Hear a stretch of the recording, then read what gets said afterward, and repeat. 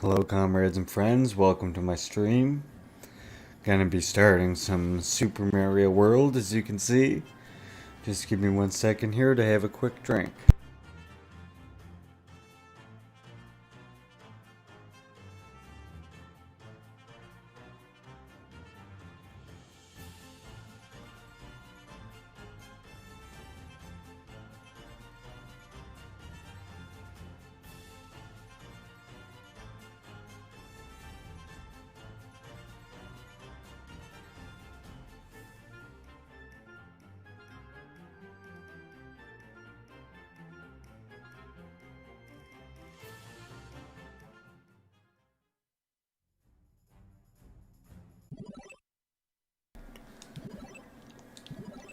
Okay, let's begin.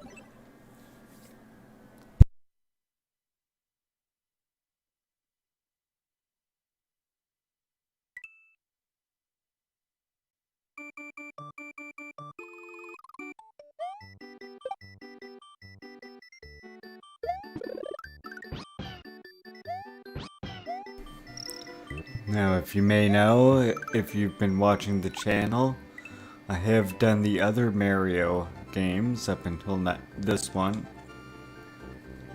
Original Mario Brothers 1,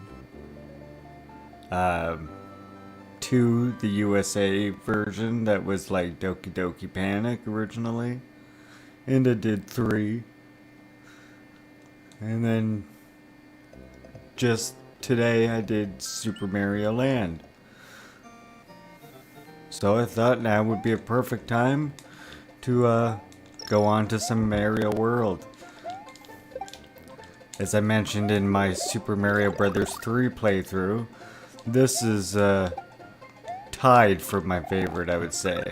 Depending on the amount of challenge I want, you know, on that day, depending on my mood for a Mario game, it's either this or Mario 3. Mario 3 if I want a bit more challenge.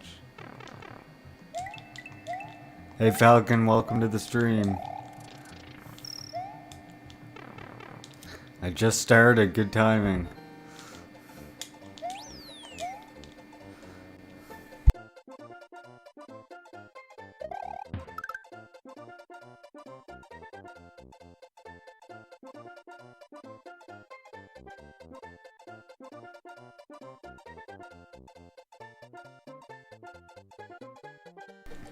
I love this Mario game.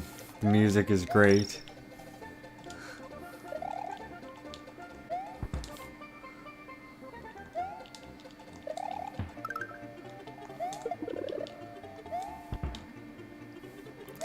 I would say I probably know this one the best out of all the Marios.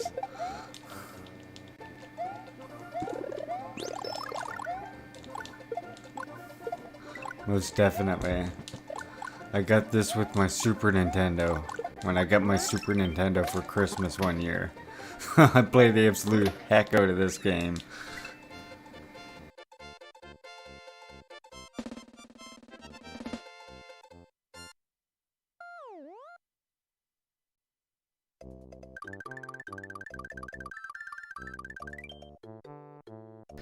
Definitely anyone who's watching this or watches this in the future, let me know in the comments your favorite Mario game. Mine's, like I say, a tie between this and 3.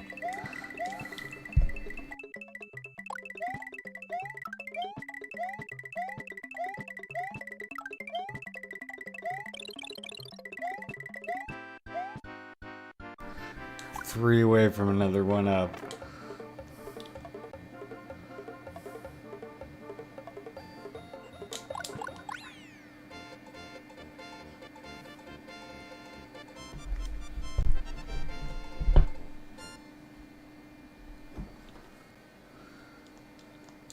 Get the first switch done.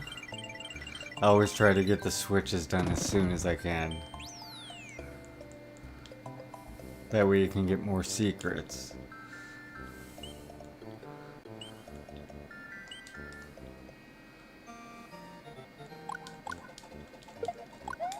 Whoops. The only problem with having fire here. it's harder to get that one up because you have a tendency to shoot it. Here's a Yoshi though.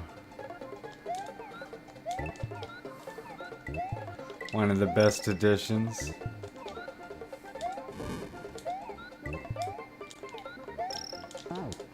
I guess the developers really wanted to put him in sooner, but just didn't really have the means on the normal Nintendo.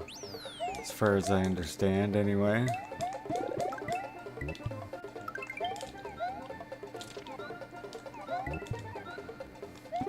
Of course, I don't have any doubt that these days there's probably ROM hacks that have Yoshi in the original normal Nintendo Marios. We'll have to look for some of those sometime. I do have a bunch of ROM hacks.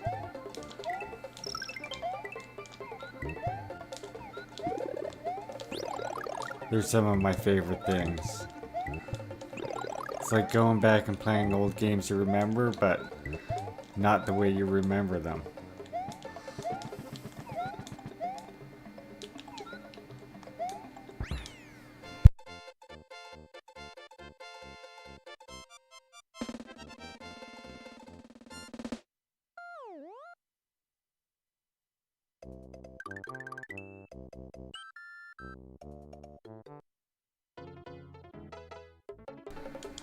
Off to a good start, the first sky level type deal.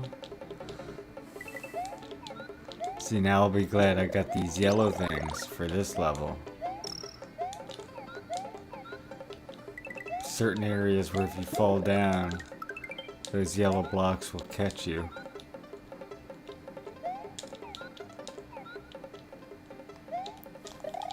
Oh no, I just committed genocide against Yoshi for no real reason. I didn't really mean to. Just kinda happened that way.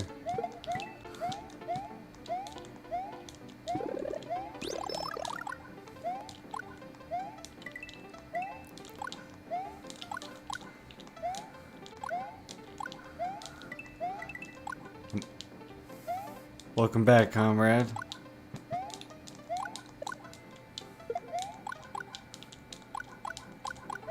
I was just saying that anyone watching this, or anyone who ends up watching this later, that in the chat or the comments should let me know what their favorite Mario game is. Mine's a tie between this and number 3.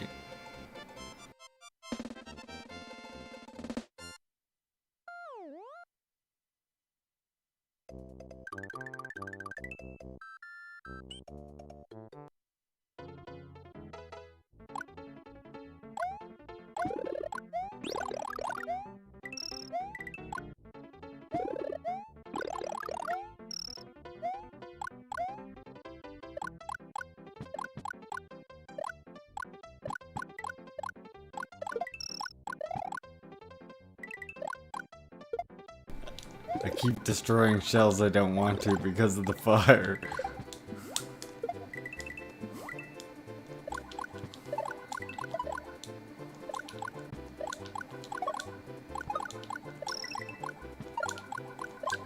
Oh, I was like 1 or 2 short of a 1-up there.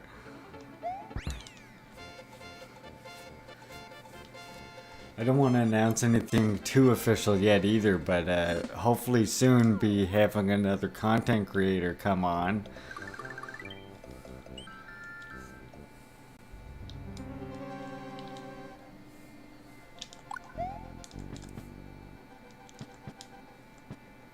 Make more clip shows, that kind of thing.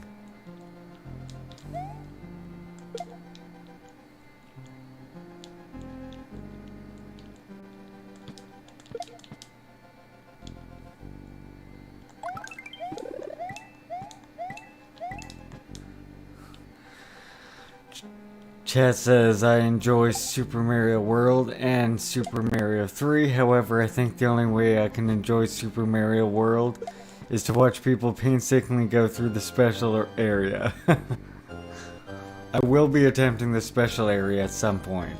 I don't know if it will be this stream, but I will be getting there. I usually do pretty good through the special area. And then you unlock the weird, like, bizarre, alternate pumpkin dimension of Mushroom Kingdom. Or I guess we're in Dinosaur Land, not Mushroom Kingdom. My mistake.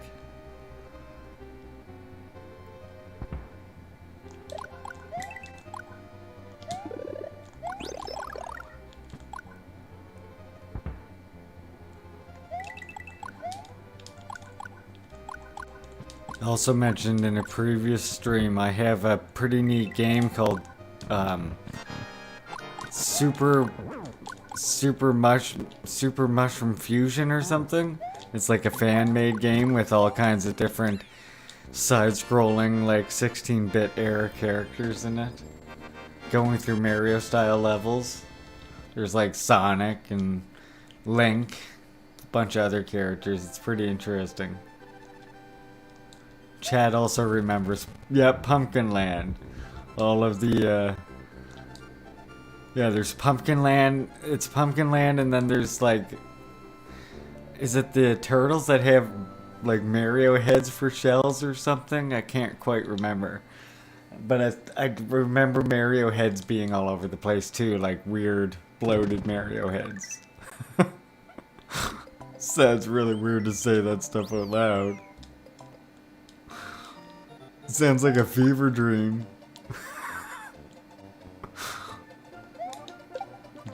Dinosaur Land, bloated Mario head.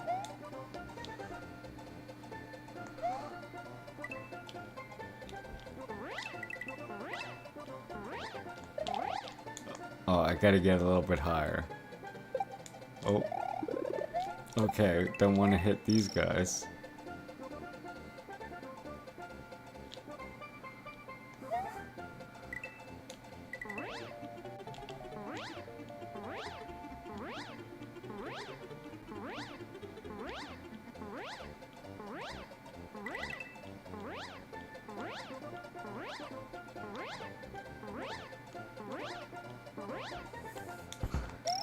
That darn block got in my way.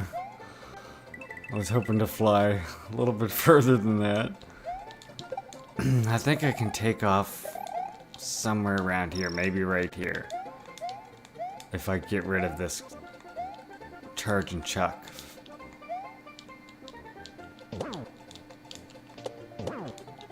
I always used to love doing that. It's continuously bouncing on them. Like, damn you, charging chuck. I need to get rid of these guys too.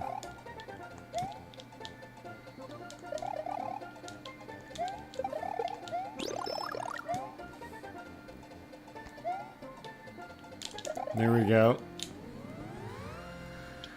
Chat says, chat recommends that I try out Super Nintendo game Jurassic Park 2 Chaos Continues. That's not the first time I've heard of that. Hold on, I'm actually gonna write that down. I want to play that.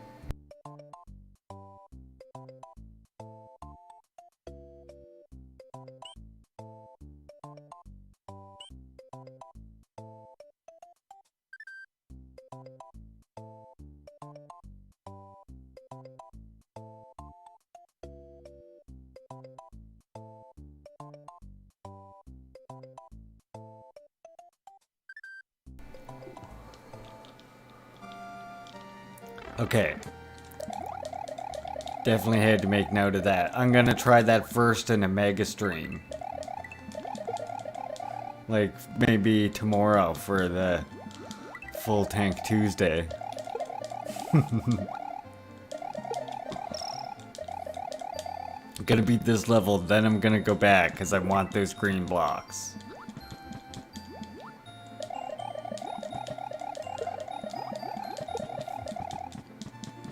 Chad says Jurassic Park 2 feels like the Contra game the SNES deserved. Not to say that Alien Wars was bad, no. Of course it wasn't. But more Contra style gameplay is always good in my books. Contrast with dinosaurs definitely does sound nice. Now if I remember right, it's easier to take this with me. That way I don't have to panic as much. And then I can just use it here.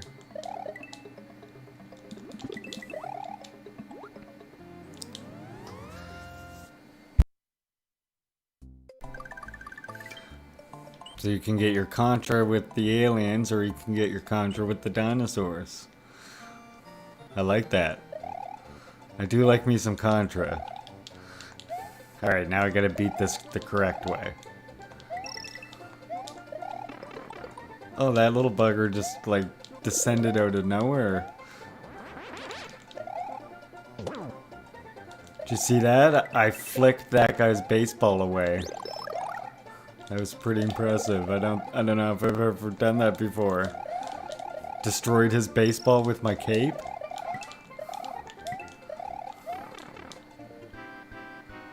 Oh, here we go. Oh, the worst, you know what the worst is when you jump through the floor here.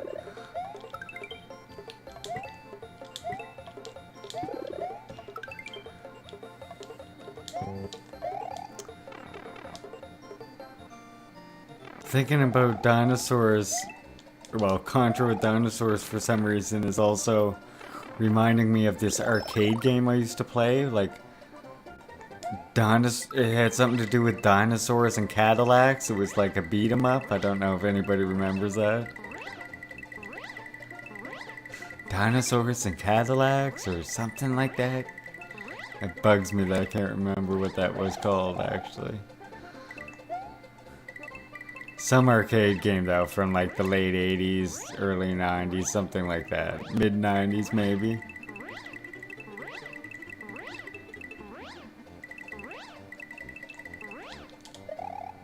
Alright.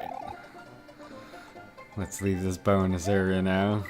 Figured I might as well collect some coins while I'm here.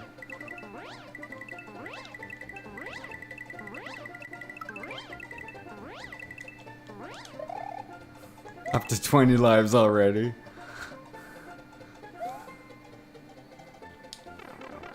I shouldn't have the same problems I had in Mario 3.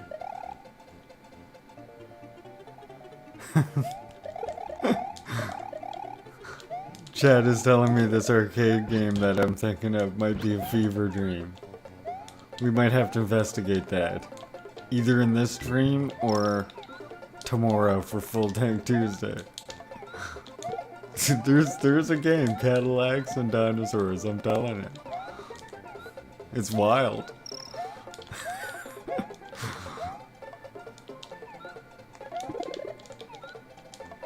Uh-oh.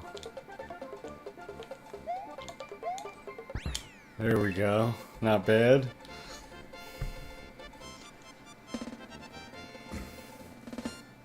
Now we can get that green switch done. Oh, let's see. Mushrooms are hard to get for me usually. Oh look, I'm going right through the block. That's great. Yeah. I can never seem to get mushrooms consistently here. It's always stars.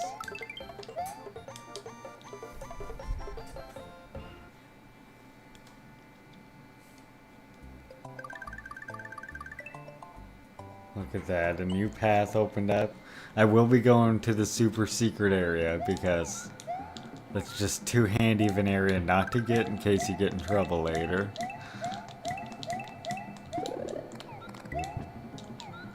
I don't want the mushroom. Oh well. The great thing about Yoshi is he's the best for dealing with these helmet guys, helmet beetles. Oh, and just as I say that, Yoshi runs away. Oh, and here, okay, he's back.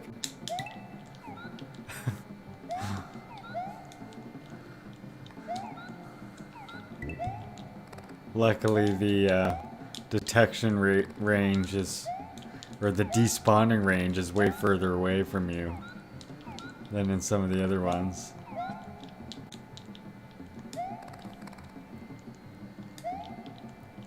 Now I think it's this pipe I go up. I'm also going to be starting Link's Awakening here soon.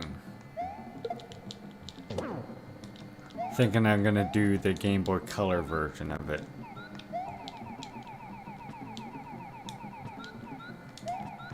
I want to do some more of that Mischief Makers too. That was a interesting game, I thought.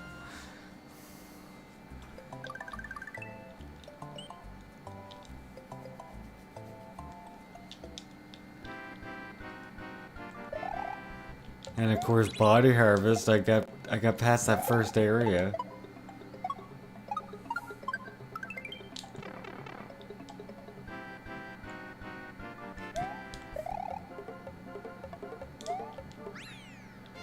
Second switch house done. Smacked my controller against the table for some reason. Completely by accident.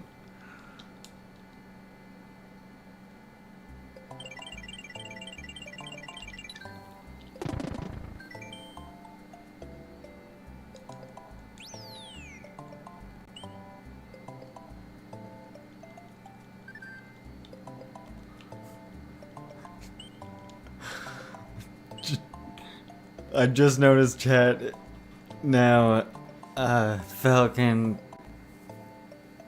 is it like a hardcore version or vanilla? What was I talking about?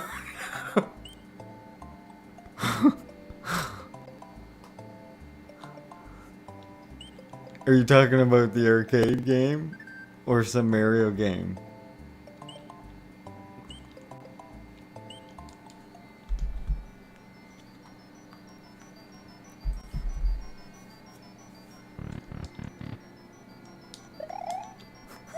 I'm such a stoner, I forgot what I was talking about.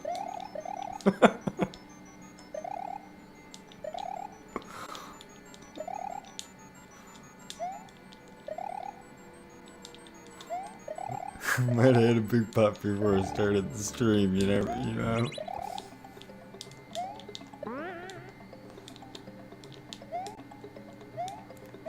Oh, Link's Awakening. It's the vanilla version. The Game Boy Color version.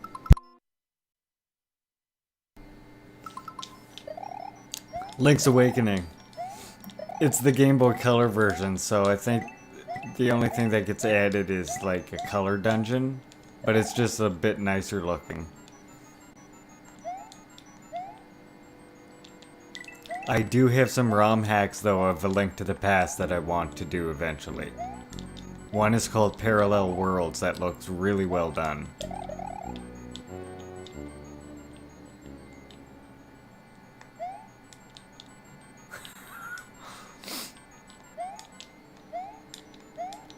Welcome, Major Hydraulic. Thank you for looking that up. So the game I was thinking of is definitely that. It's Cadillacs and Dinosaurs, 1993 by Capcom. Yeah, it's a beat-em-up game, I'm pretty sure. I remember playing it a long time ago in the arcades.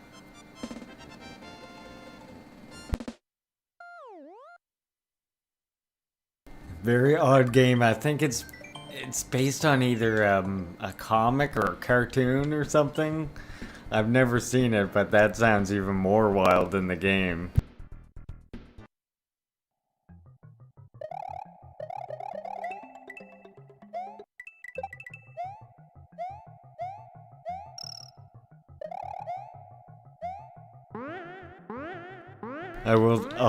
I'll try it sometime when I get like the arcade games going again one day. One of the grab bags or something.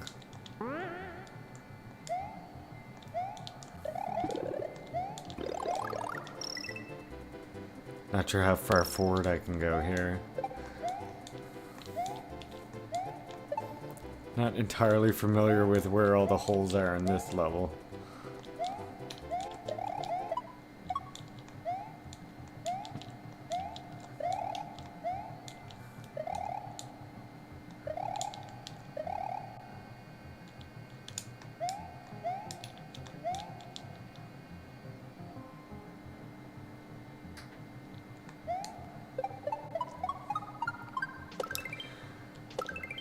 For the Link's Awakening playthrough, I'll probably just be chilling and talking and needing help knowing where to go.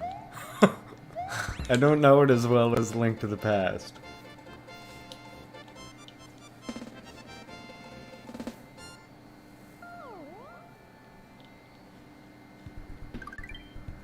Speaking of challenging though, I am thinking of maybe trying to do like Mega Man. Starting with the first one, seeing if I can beat it in a stream, or at least seeing how far I can get through it.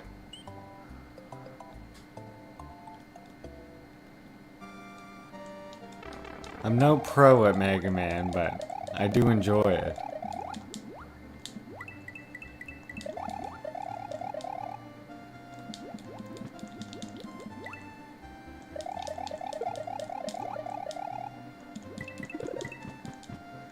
Yeah, most games are challenge enough for me, chat.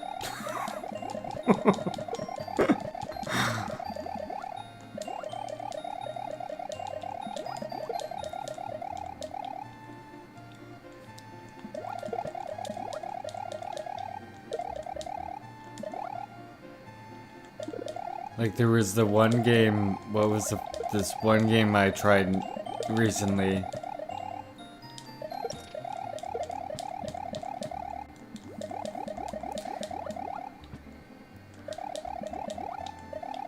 I do really like Mega Man, Chad. It's one of those games where as a kid I could never get anywhere in it. So I had to come back as an adult and conquer it, but it can still kick my ass. So yeah, I think that might make for an interesting playthrough if people like watching me suffer a little bit.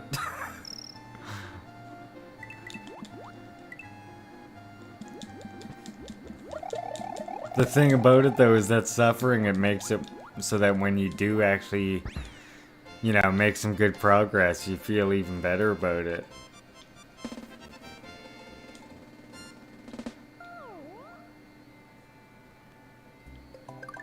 Like, I have beaten the Yellow Devil in Mega Man 2 and all that stuff.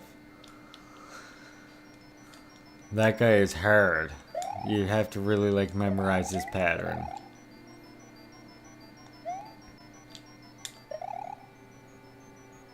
And be pretty exact with your jumping.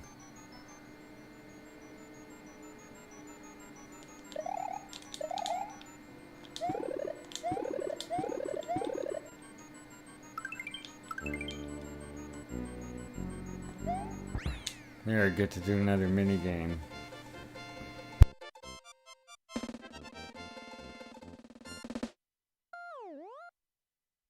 Watching people suffer is half the fun.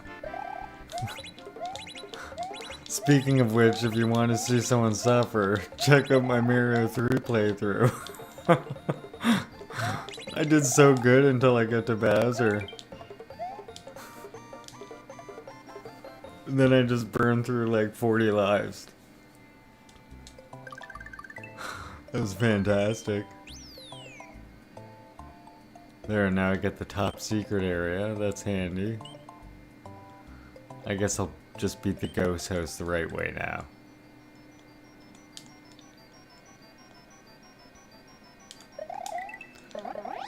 Oh my. Went a little squirrely there. I think the other ghost house actually has a warp to the Star World. I can't quite think of how to do it though.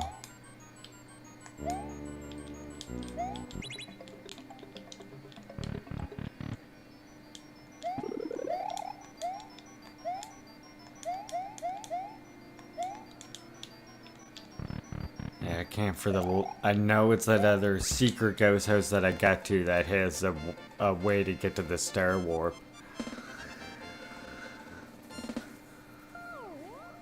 I'll check there later. I'll keep going for now. I'll play some more games that are painful, don't worry.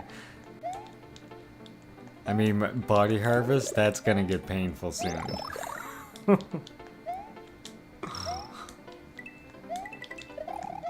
When you get to the second world in Body Harvest, Java, then it starts getting a little brutal.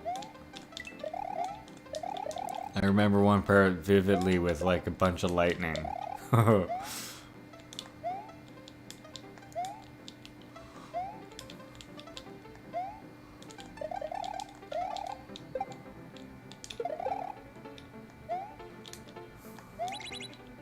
Always did love that game though. Body Harvest was one I rented so much. Despite all the pain it put me through. I think like those of us who grew up on normal Nintendo games and Super Nintendo games, etc. Even Nintendo 64 really, we're sort of like accustomed to having pain in our games. And then because of that, of course, you see like the modern day like pain in your games such as like, you know, Getting Over It and Super Meat Boy. Oh goodness, I got a couple. Always be very careful not to jump through the floor there. That's always disheartening when you do that.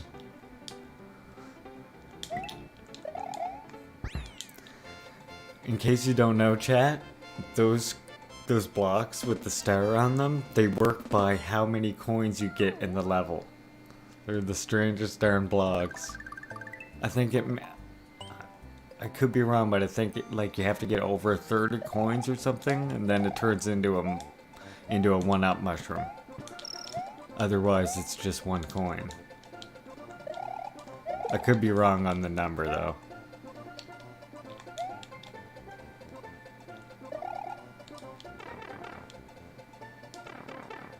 Trying to remember, is this the one with those cactus guys, or just these pipes, I think.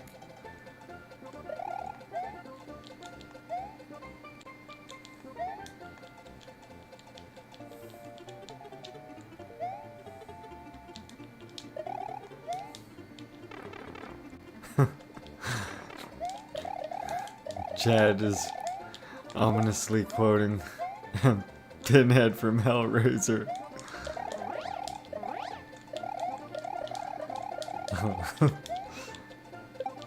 That would be a good quote for this channel, because I do have lots of hellish and weird, bizarre things in the gaming world to show people.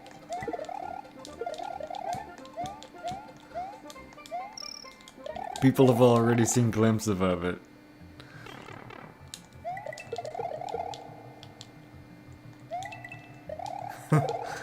Chad says Pinhead expresses almost perfectly how I enjoy watching people suffer in video games. It's great.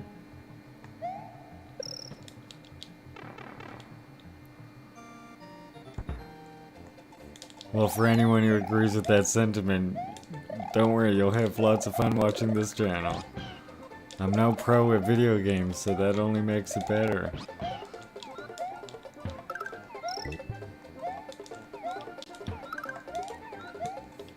I don't know if you've ever seen, chat, I don't know if you ever saw My Summer Car before. It's just a game, like, designed to punish you. Where you have to build, like, your car from like, just pieces that's in your garage. And there's actually, like, hundreds of pieces. You're building what looks like, to me, like, some sort of Datsun.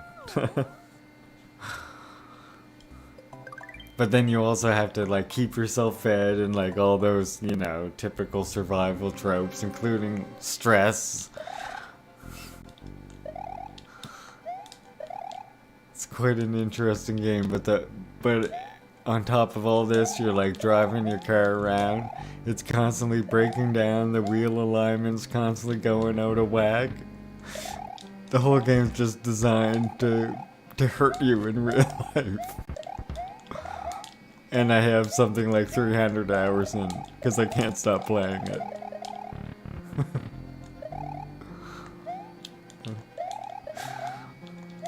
I should have been streaming a long time ago. I'm apparently a sucker for those games that punish you for some reason.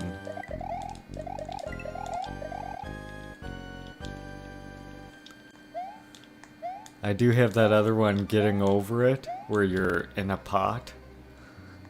You're just trying to like climb up a mountain with a hammer while you're in a pot. That one's pretty interesting too. Been having some fun with that. I'll probably stream that at some point.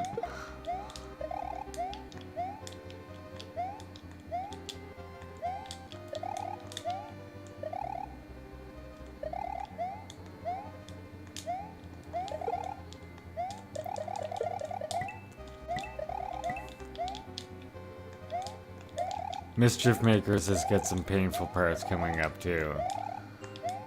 It can be platformer from hell in some parts.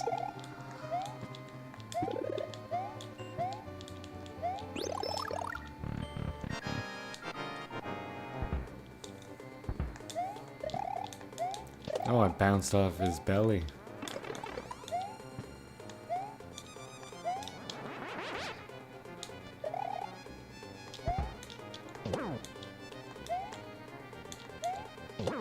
Look, I'm scurry at the end. It's the sound he made there. Like a zipper going up at rapid high speed.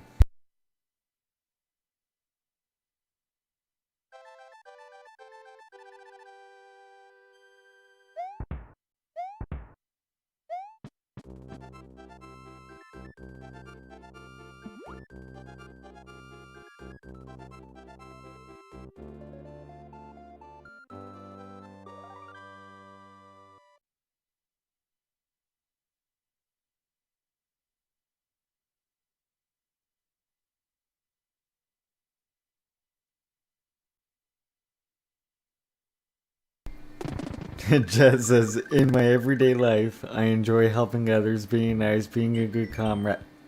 But strictly in video games, I take great pleasure in the self-imposed suffering of others at a level that is sadistic. Well, then this channel is a match made in heaven. Trust me, when I get to some of those games, the level that you enjoy the level that you enjoy sadistically watching people is the level I enjoy masochistically putting myself through those types of games. I'm just following Yoshi back out to the other end of this. I'm not losing Yoshi. No. Stupid bird bat thing, get out of here.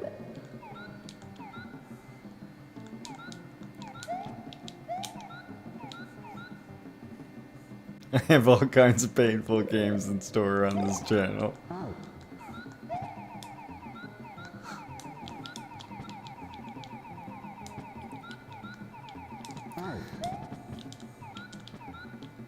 I figure early on, while I'm still growing subscribers and stuff, before I get to some of the more interesting and more abstractly painful ones, let's say, I figure I'll stream some of the better known ones, get people coming to the channel, and then when I'm getting some people tuning in like on a regular basis for live streams, then I'll start pulling out some of the real painful experiences.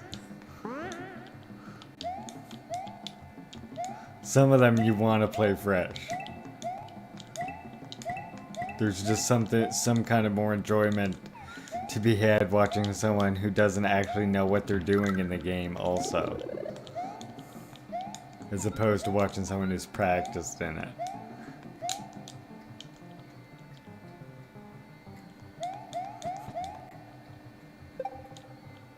Mind you, it can also be frustrating watching someone play a game that you know really well and know how to beat, and they're just like fumbling their way through it with no clue.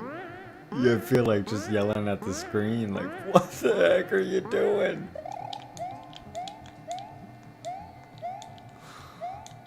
It's like, how do you not know this obvious way to go that I learned after, several tries myself?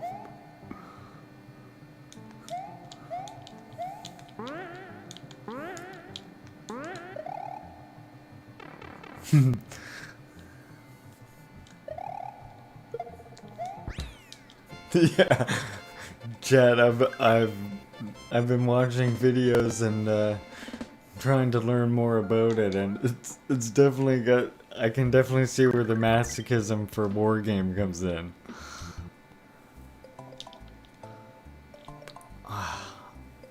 There's another second exit down there to get to the Star World, but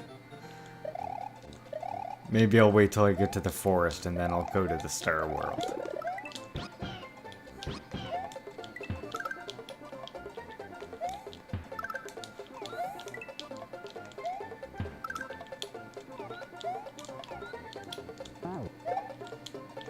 There's a certain with games that are super punishing though. There is also like like I was saying, a certain level of accomplishment when you actually get somewhere. If you let your rhythm get off in this level, you're just screwed.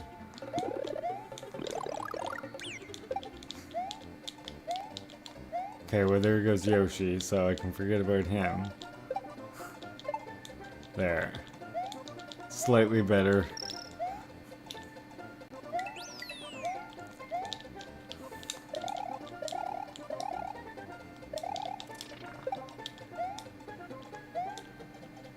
Nope, nope, can't go in there. I'm thinking of a different pipe, I guess.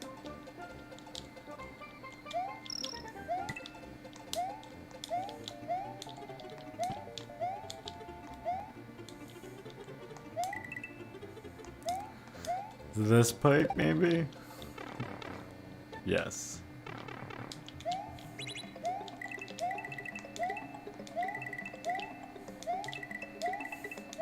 I keep confusing when I'm looking up here at my score and everything. I keep confusing my oh goodness. Keep confusing that number for like getting the bonus level with my number of coins. I kept looking up at it there. I'm like, why isn't that number going up? I keep getting coins. It's very distracting for a minute.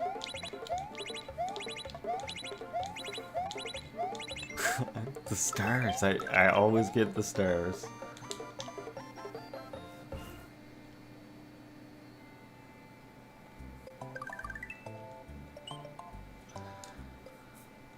Almost be at the first Reznor castle. Oh yeah, okay. The dolphin level.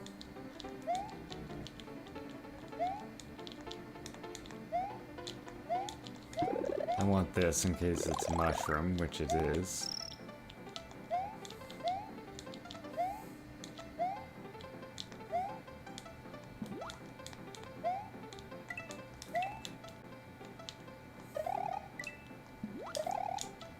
I'm not good.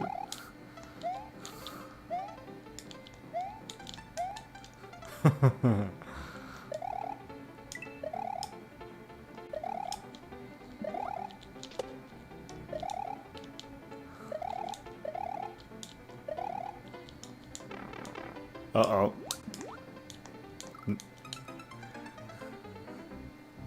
I kinda got stuck underneath him there.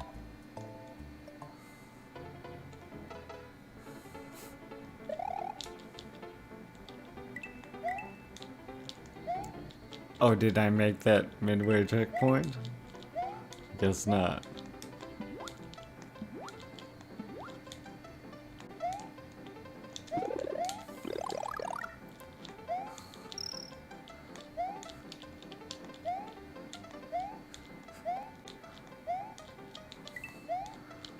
Look how cool these dolphin guys are, though.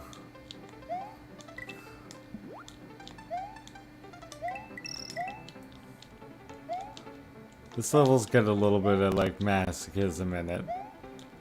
It's an early one, but it's it's got all the recipes there.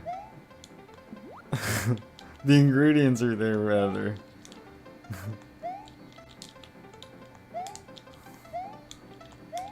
Oh, I really would like to get that checkpoint and not get stuck underneath him again. There we go.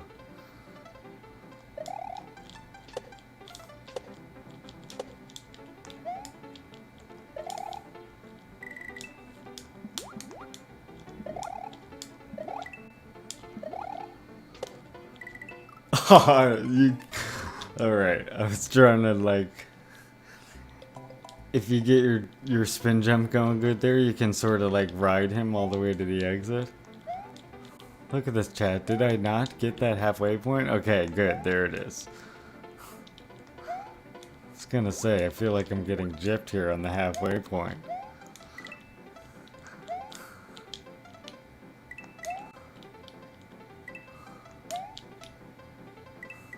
I'll do it the legit way. I guess that fish doesn't come now.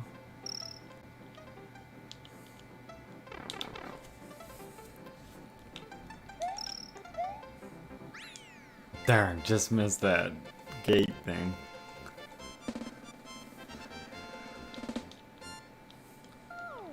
Alright, the first Resner Castle. Vanilla Fortress. Fighting those, the group of dinos. Oh yes, this one has the underwater, that's right. I would go to the water castle. Who doesn't love water levels in side-scrolling video games?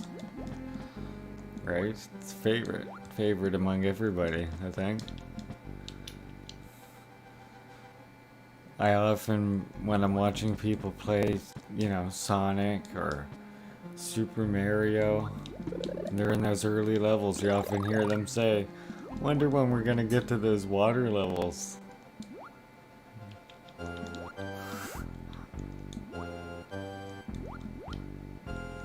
Can't wait for that water level.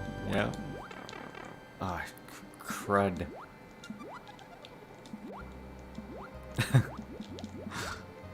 You just get so much less control. You're like, you're a floaty mess underwater.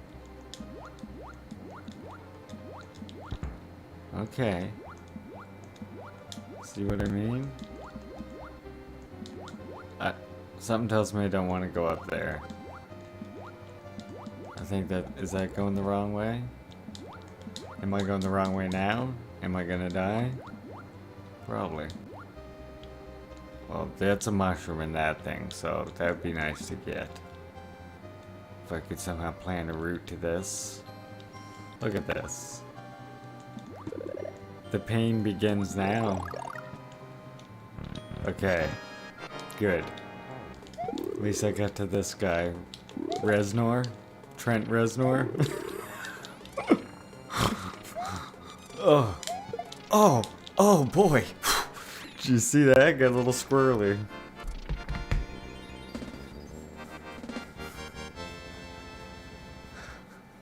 Water levels are just the bane of everybody's existence. Chad says, screw water temple. The water level to end all water levels. I played through it so much as a child, it like traumatized me so much that like now I have that water temple memorized. Just like muscle memory.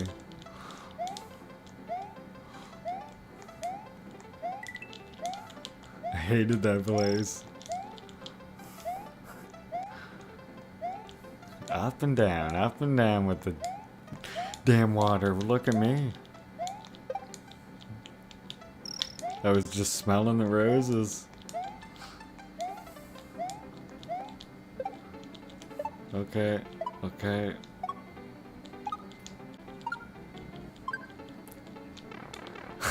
That bugger. If he had kept walking the way he was going,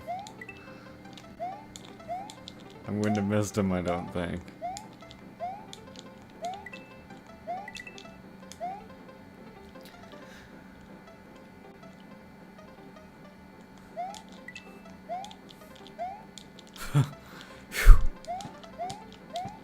Oh. Thank you. I really wanted that. Uh-oh. I don't want this. I don't want this. I don't want this. I don't want this.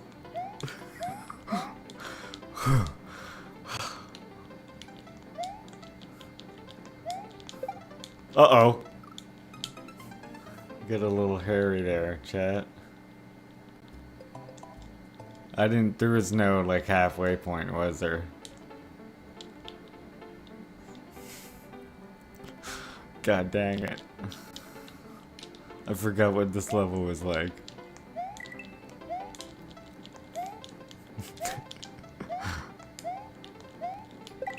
When we were talking about masochism, I was too busy talking to chat about it that I just sort of like wandered into this hard area now.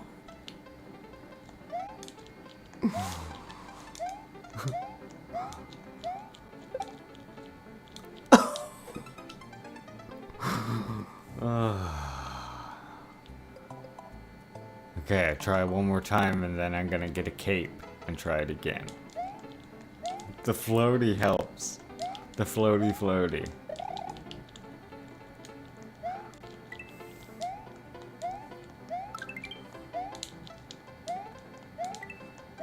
I mean, look, that's just the way it's gonna be.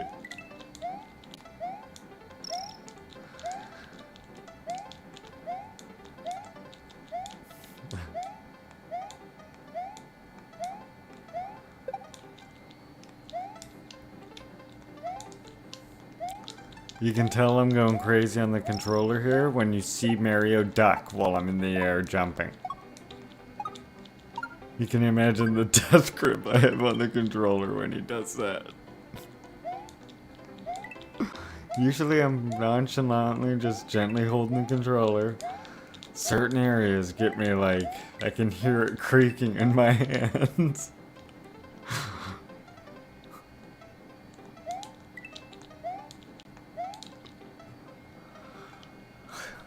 Okay.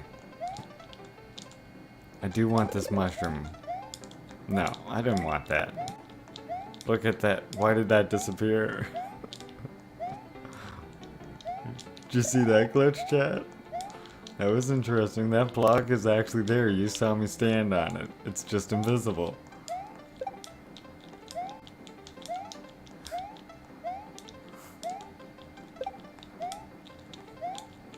Oh god, I forgot they just come at you with like piss and vinegar there.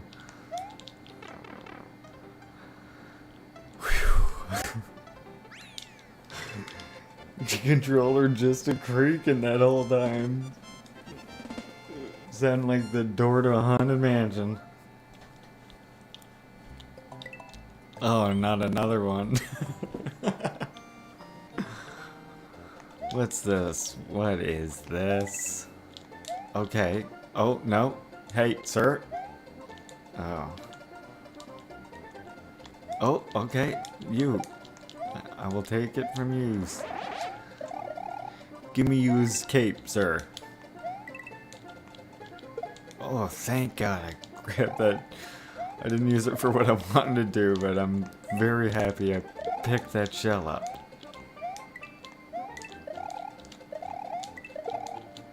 Yeah, no, I'm supposed to leap on them and get the thing. Oh well. Whoopsie daisy, I didn't do the thing. Oh, look. There, let's get up and get our revenge on that guy. Look at these little badass turtles. They don't even care about not having their shells. They're all training to fly, I guess. Is that the deal? Casting off their shells, becoming flying turtles. Is this nature? Mommy, is this how nature works? First turtles hatch from their eggs, they grow into bigger turtles, then eventually they go up to the wooden sky bridge, cast off their shells, and grow their capes. Yeah, life cycle of a turtle. Specifically of the Koopa breed. Darn. Felt like Yoshi was doing good there for a minute. The only thing Mario cares about is himself. He just used Yoshi as a springboard to save his own damn life.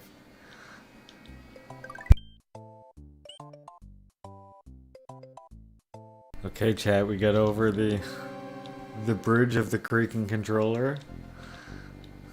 Now we're on to this castle, which should hopefully be like quite easy by comparison now, after doing those few levels.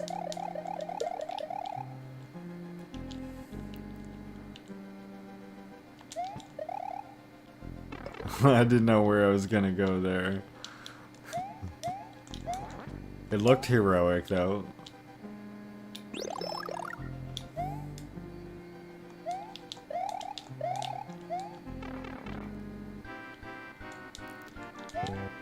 Of course.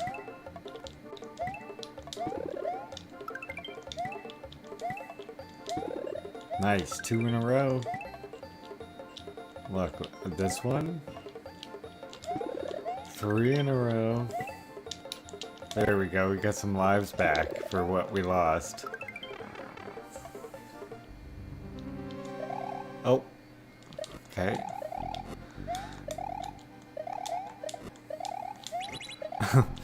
You just sort of dumped me into that room real fast.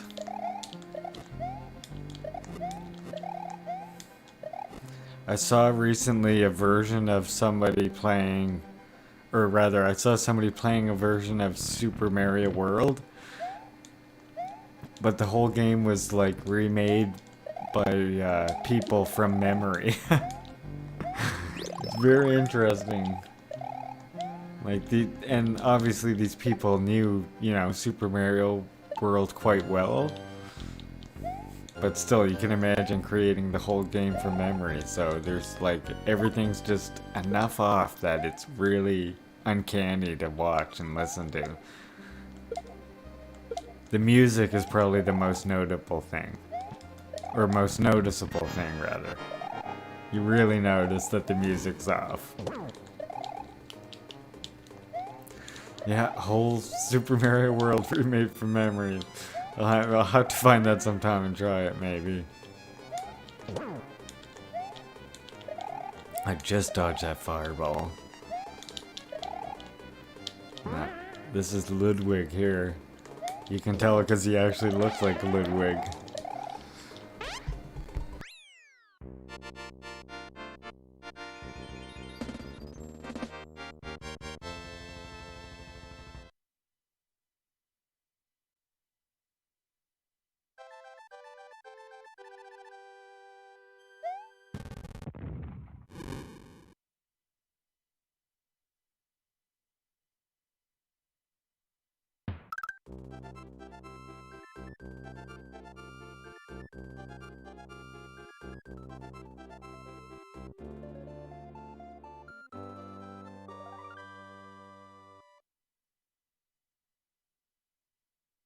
Alright, Ludwig von Koopa's reign of terror is over. Into the woods of illusion we go. The forest of illusion, excuse me. Excuse my incorrect nomenclature. Okay.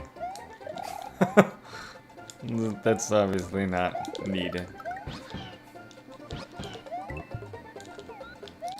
Now Yoshi, I'm sorry to say, might not make it.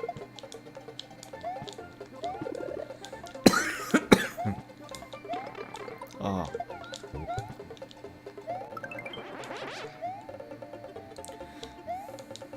Little punishment for my cruelty to Yoshi. My pre-planned cruelty to Yoshi. It's not my fault. A plumber's gotta do what a plumber's gotta do.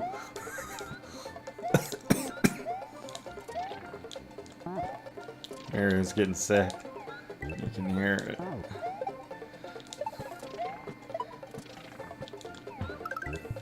Nice.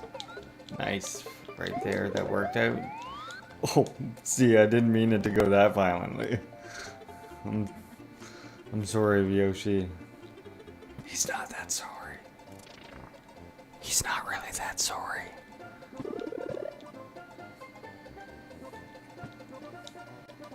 Oh, now he's a bit sorry. He's a little bit sorry now.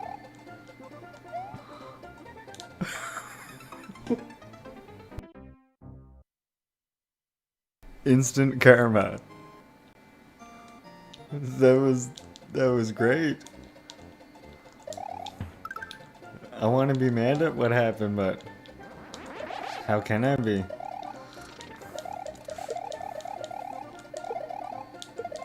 Like, did you see that? I deserve that.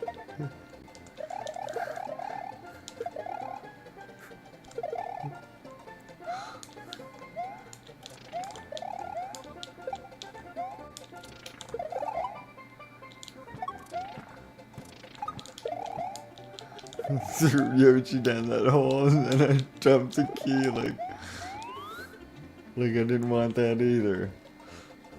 That's what you get for being so nonchalant, Mario.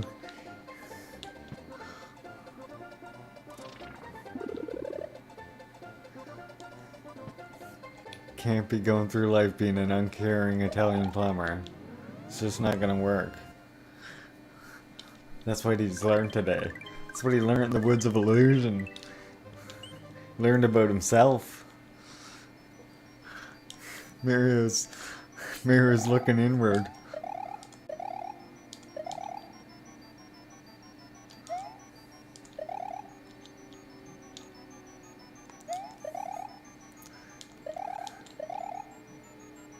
These guys get a little closer. I love those guys. Look at these little dinosaur dudes. Oh, cause we're in dinosaur land. So unlike in previous, Mario games, there's little dinosaur ghosts. Makes a bucket of sense is what that does. That's like, I know I probably already mentioned this, but I was playing Legend of Zelda: Link to the Past on stream. And I just asked, if anybody could let me know in the comments what those boxes were at the Bug Kid's house. And somebody pointed out that they were cages for keeping his bugs in. I don't know how I never thought of that in 20, 30 years? Why did it take me... I mean, I didn't even think of it. Somebody had to inform me of it.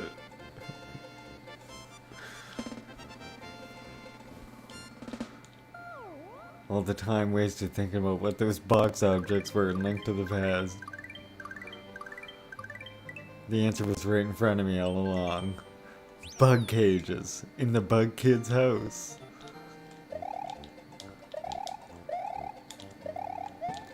Well, this guy tries to tempt you the whole level. I think you can kill him though, and take his cloud. Step 1, kill a guy.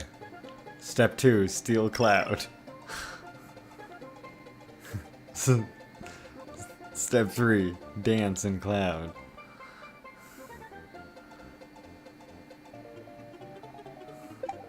Oh. The cloud picked a great time to run out. Oh my, oh, the terrified look on that creature when he comes popping out of that pipe is kind of disturbing. There's some nightmare fuel here for you. I want to get a screenshot of that guy popping out of the pipe, just the look on his face. When I pull some clips from this stream, I'm gonna use that. His face was priceless.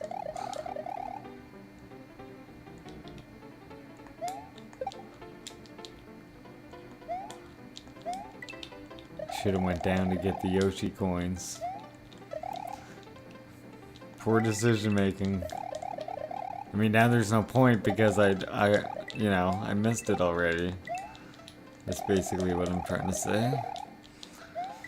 So I might as well go for the little coins instead of the Yoshi coins.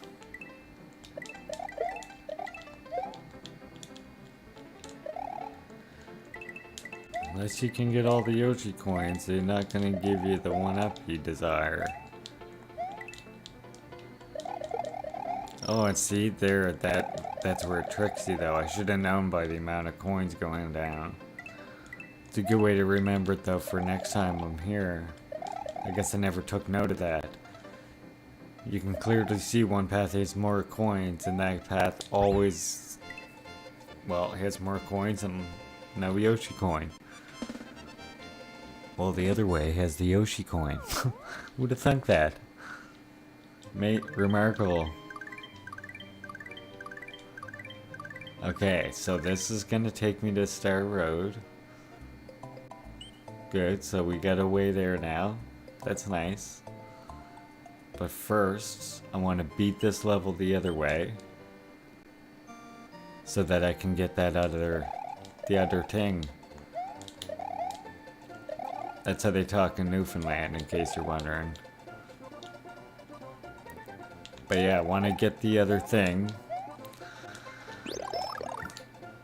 The words are escaping me.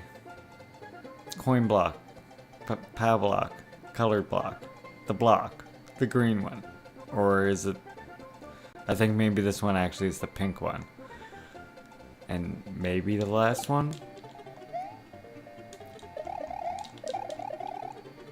Oh no, you know what? I missed the pink one in the cave. Maybe. Yeah, I need to go back inside of that cave and get one too. Thought you could just skip over a whole world, Mario, did ya? Thought you could like just skip over most of Vanilla Dome. Almost get away with it. Need to go back and get that one secret though. I know right where it is. Oh. Sorry, sir. Minigame. Now this time it'll give me a star and I won't get any stars. Look, prediction almost complete. Okay. Not near as many as I would have liked, but it's 2 1-ups like I always get.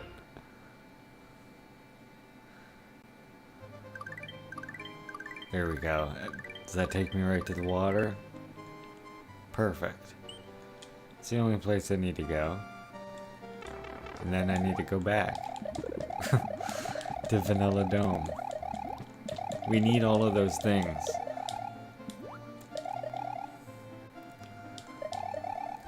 Because I'm not 100% sure, but for some reason I think those blocks help me get to that special world early. Or easier anyway, not early.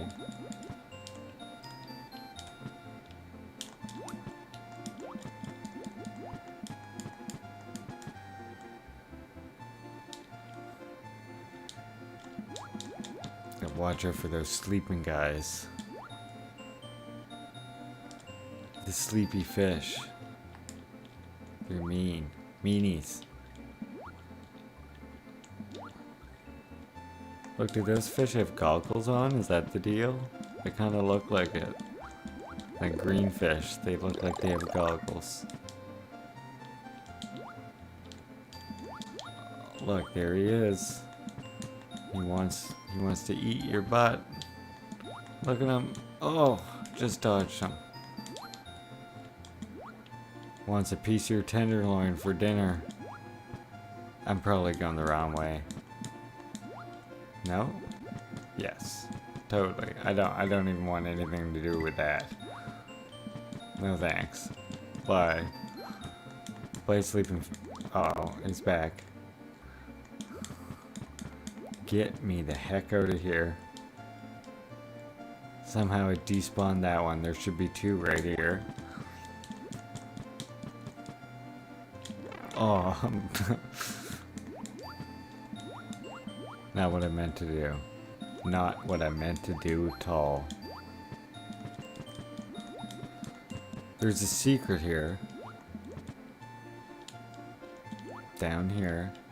Uh-oh. Oh, shit. Oh, God. Oh, no. Oh. Oh, I'm sorry.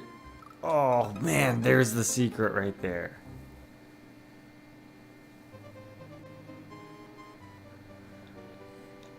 Chat says, so you can do the special area without the blocks, but it's way harder. Yeah, you have to like You have to like fly or something. Whereas if you have all the blocks, you just can run along and get to the key that you need. If my memory serves right, that sounds familiar. Oh my gosh, I was trying to I was trying to hit him with the block. I wish I would have retained that cape because that's much more useful for navigating this underwater area than, you know, just a mushroom and nothing.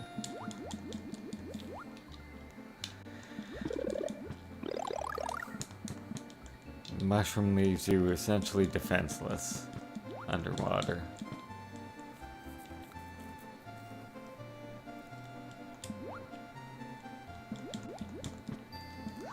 So I think grabbing those blocks will be worth it. That won't take me that long. Once I this is the harder of the ones to get. This is the blue blocks, I think. The pink blocks are a little bit easier. I know how to get to them right easy.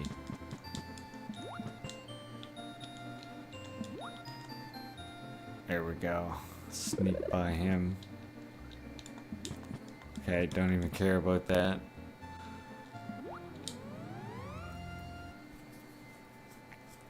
So, here we go. The blue blocks. Yes, I was right.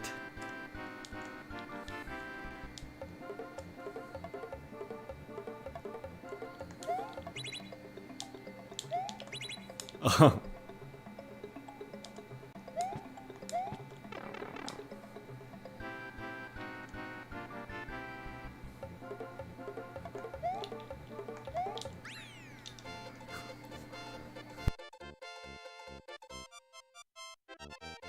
Rip Van Fish?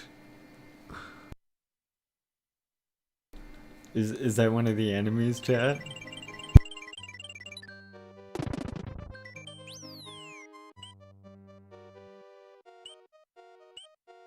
Oh, is he the bony fish?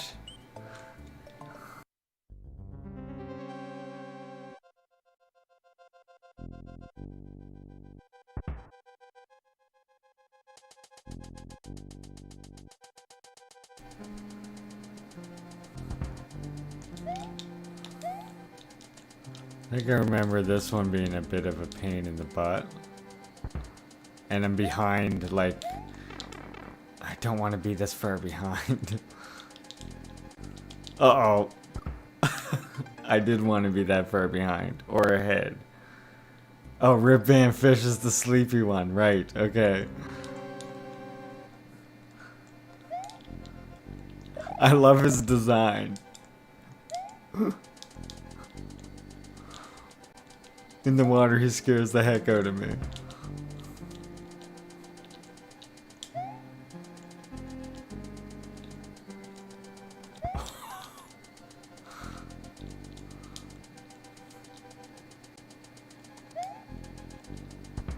Okay. That was slightly better.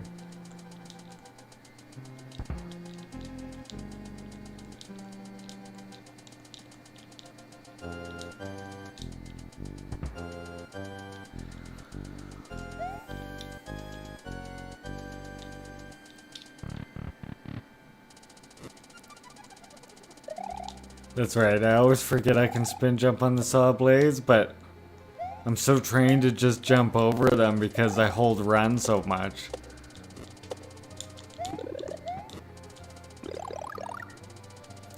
The only problem I have with spin jumping is I have to use like the claw grip.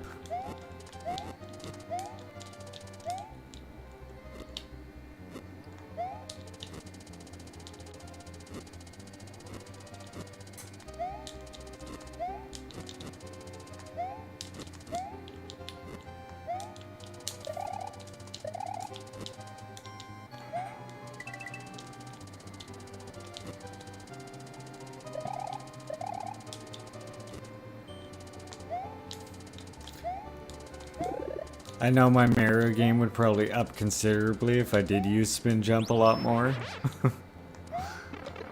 Ah, I did not expect that saw blade to come back.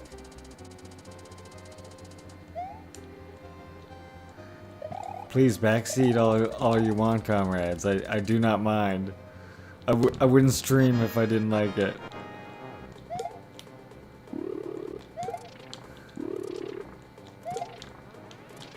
Doesn't necessarily mean I'll manage to do everything, but I appreciate the comments.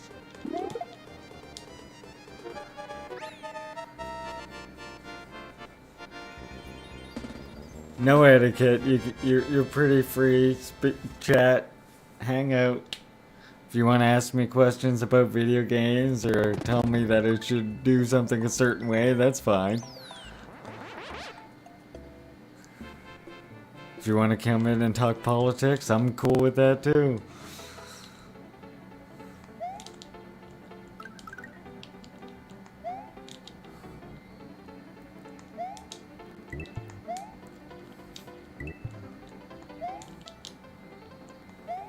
I almost always wait until there before I head to the Star World. Always used to do that too for some reason.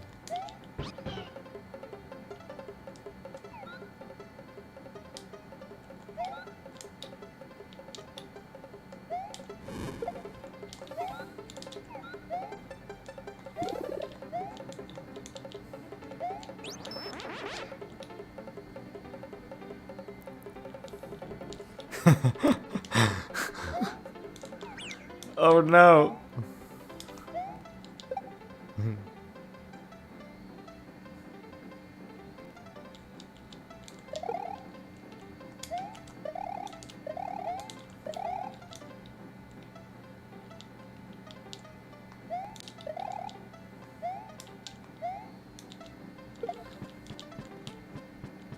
Okay, it's right here, right?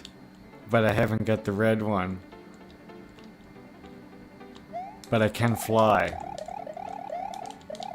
I think I can still fly somewhere near here, maybe? Or have I missed my flying opportunity?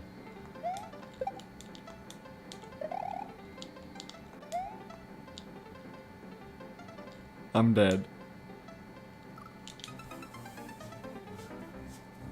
I want to go back and get that other switch. I totally forgot about it. Chat, they say it's all good if I don't listen to them because if I mess up, they get the privilege of laughing when I goof it up. There you go. It's a win-win for everybody either way.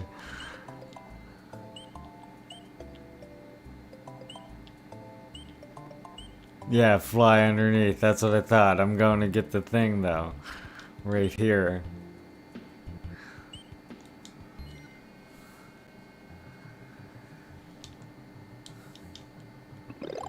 Thank you, Chad. I appreciate you telling TikTok buddies about my stream. The more people, the merrier. I'll be getting to even more painful games for me to be playing soon. Among some other things. I get more like interesting stuff also. Like that Super Mario Brothers special among probably even more interesting stuff.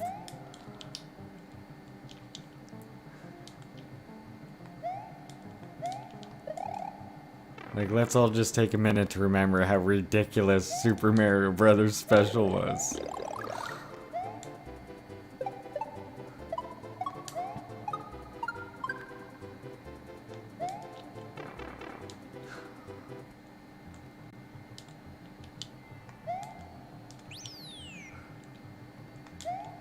I'm gonna trust those coins.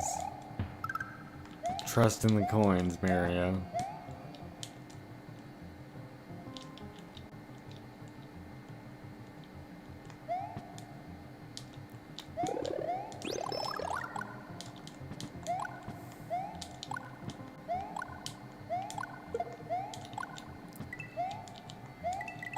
Okay, so now once I beat this, I will be at the world. I need to get the pink thing, I believe.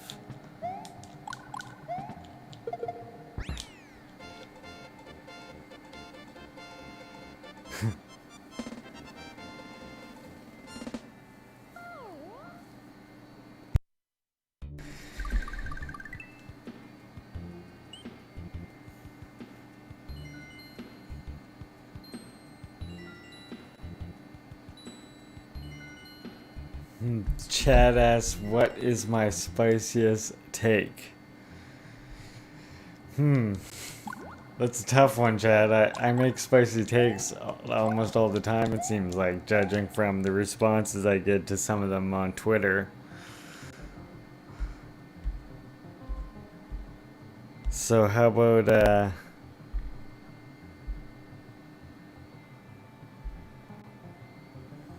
I go with like the most recent one here on Twitter that caused the most recent bit of a stir that I said, which was that DPRK is a socialist society that, despite the material hardships it faces and the distorting effect embargoes and sanctions have on their productive forces, has marched the furthest along the road of revolution towards communism than any country has before. Therefore, to ignore the ideological wealth which they share to the world and shirk on studying Juche philosophy is like refusing to study Marxism-Leninism that was based on the experience of Eastern Europe. And usually it comes the refusal to outright study or even listen to any actual information about Juche from people who have actually studied it comes from this tendency of Orientalism and racism, I think.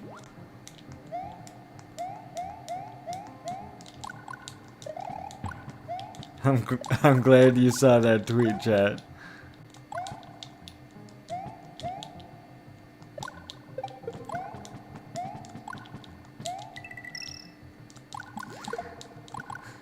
Yeah, Chad, I was just saying about a tweet that I made on DPRK today.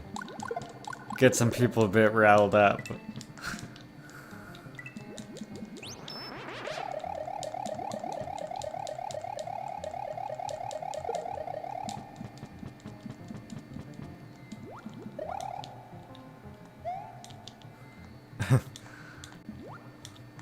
Yeah, I saw people, when they were sharing my post, say about it being monarchy, or how can you defend a socialist state that has hereditary succession or something. It's like, well, I don't.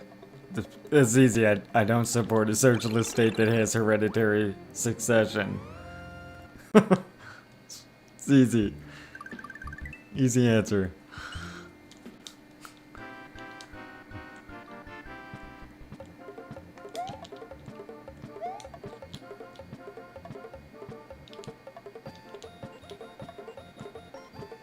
I mean, the best thing about it is, like, half the people that say that, they're, like, they don't even realize, I mean, that functionally DPRK doesn't even have a head of state.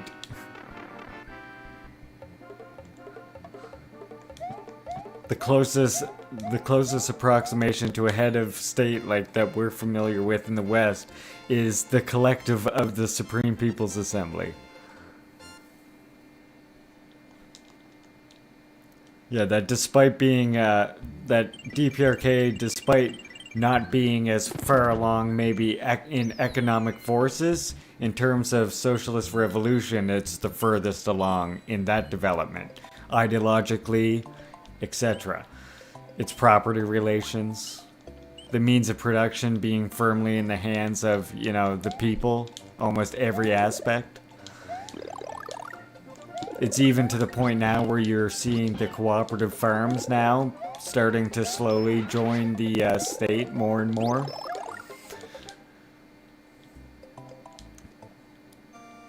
So, I mean, yeah, soon is being relative, but in many years from now, you will see that there will be no cooperative owned farms, they were all become state owned eventually.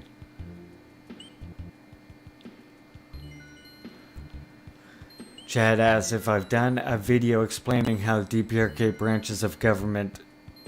Yes, I have made a video on that. One of my DPRK explain videos, if you go to the Juche Gaming YouTube channel, which I consider my main channel, and look at my DPRK explain playlist, you'll see it in there. I sort of go over like each one, what each role does.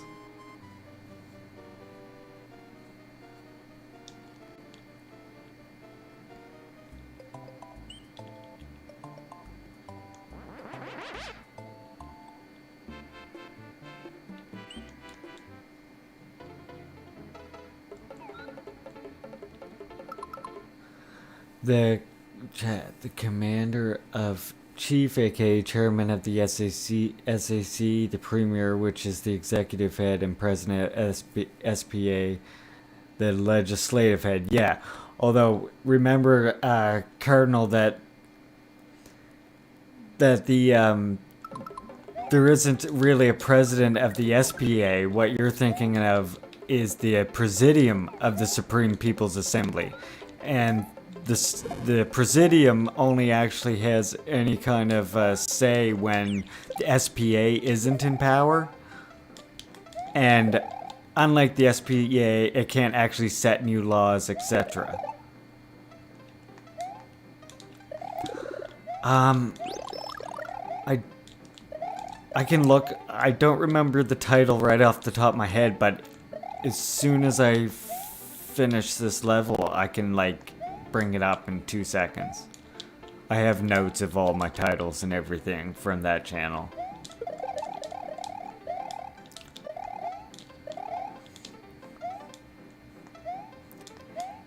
And yeah, so you'll see a lot of media calling those different, for example, the president of the Presidium, you'll see them call him like head of state. And even DPRK does, because it has to deal in international relations. But functionally, like the president of the Presidium, he's not really a head of state, as in he doesn't have the same authority legally that like the head of state in a capitalist government would. Same with the premier of the cabinet. Like, he doesn't have the same kind of power that you would see a premier in a capitalist state has.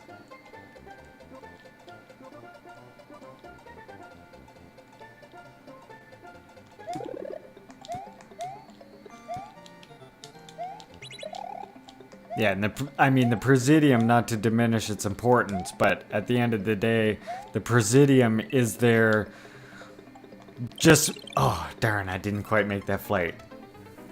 But at the end of the day, the Presidium there basically just carries out orders that the SPA has already put out.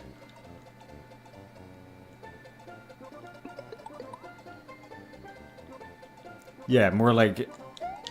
I wouldn't really even say presides over the SPA, more like just chairs the meetings.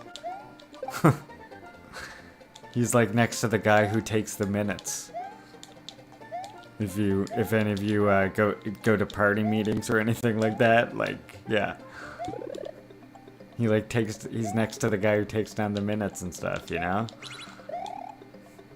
He chairs the meetings and whatnot. Yeah, exactly. And the SPA deputies consist of just workers and rural farmers and intellectuals who are voted in every 5 years. I mean, some of the most prominent recent members are like, have been street cleaners. I can't remember her name, but I did a post about her recently. There, now I'm into the special world, chat.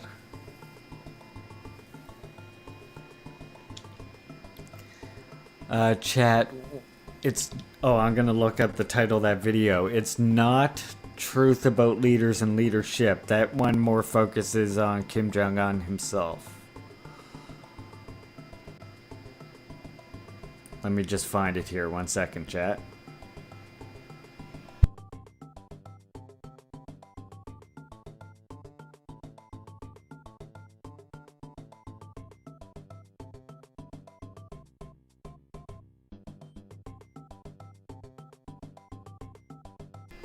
So that video you're looking for on the state, on the different role of the state organs and stuff is called DPRK Reality Check, Politics and State Organs.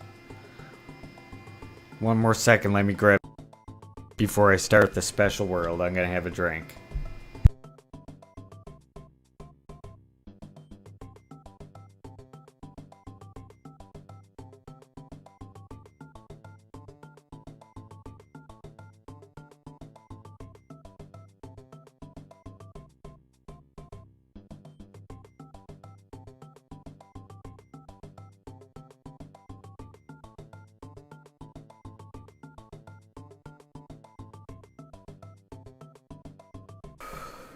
Yeah, so there you go, chat. You have experience with like how much quote unquote power a lot of these individuals have in these state organs that are the chairman.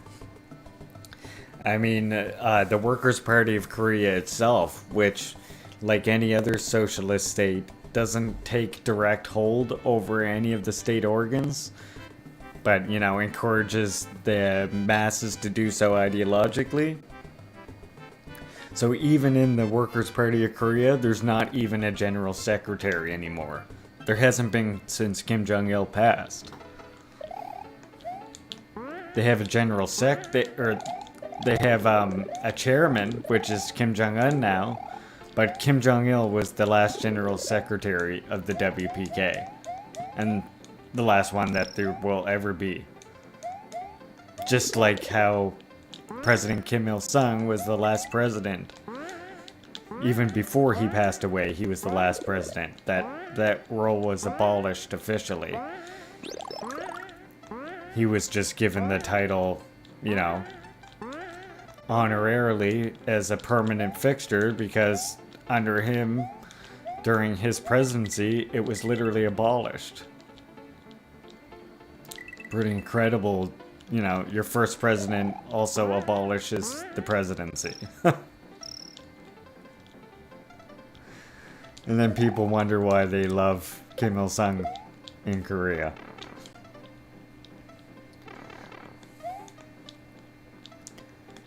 Hello, Battle Wolf. Welcome to chat. Welcome to the stream.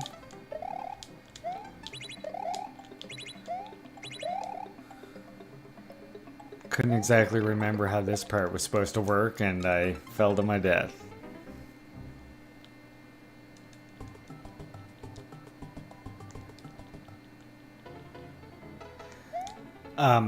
When Kim Jong-un was first elected to the WPK, he had the role of first secretary, not quite the same as general secretary, but then that was also abolished and split up, and now he's just chairman of the WPK.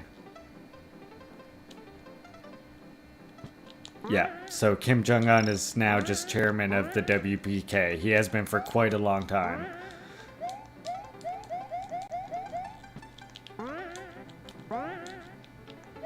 Yes, everyone, welcome to the stream. Great to see some people in here. Uh-oh, I'm falling with this turtle. That's not good. He's catching me.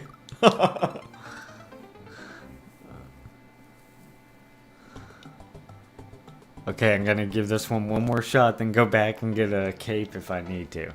I'm into the nasty, painful levels now.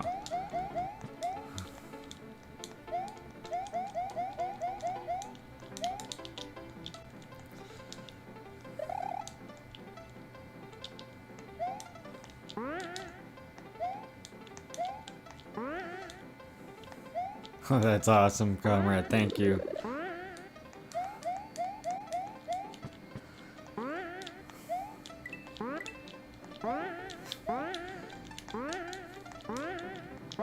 Yeah, and of course, anyone in chat, just so you know, The chat is just open. You can talk about, you know, politics, video games, movies, whatever you want.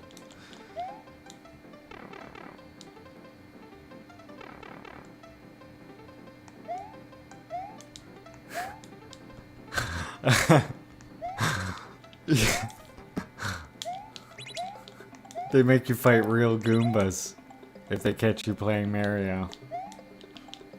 I don't make the rules.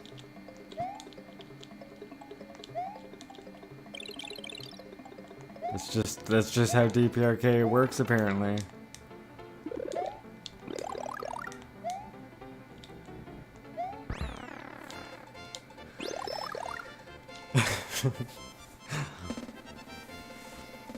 Meanwhile, they have like bustling arcades there. Chad asks if I want to get to DPRK one day. I would love to go to DPRK one day.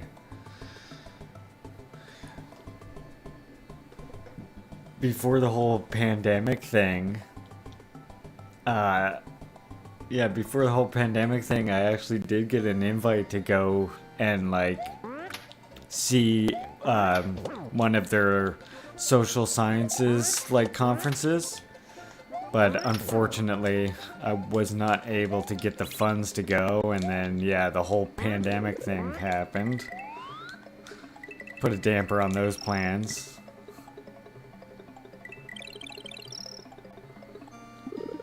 I was just honored to be invited to see their social sciences conference. Oh my goodness. Get down there. I feel like I'm taking too long. This better be... No. And now I'm dead, aren't I?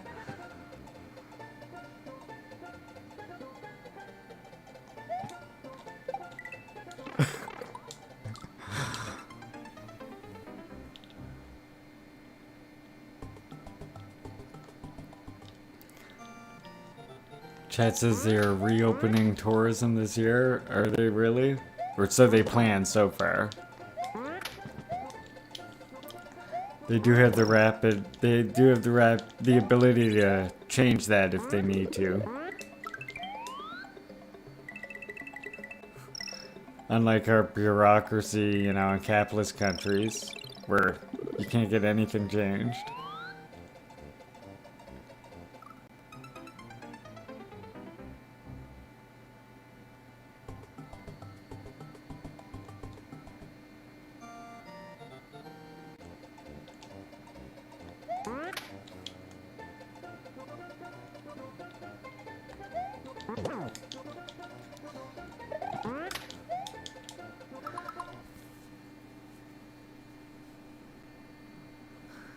Chad says I'd certainly be interested in going to the DPRK to see a self-reliant society. Definitely would love to see it. Nowadays, I guess they got like green farms on all of the workplaces there now, growing food like right at work. It's incredible the socialist construction they've undergone there. I'm gonna go back and get a cape. Chad says, I'd rather the pandemic be the reason I can't visit the DPRK than the travel bandemic. The travel ban, you must, I'm guessing you're living in the States then.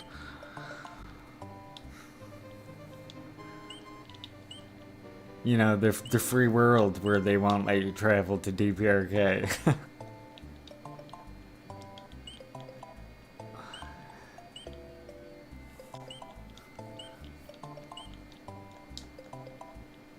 All because of, you know, some stupid YT kid.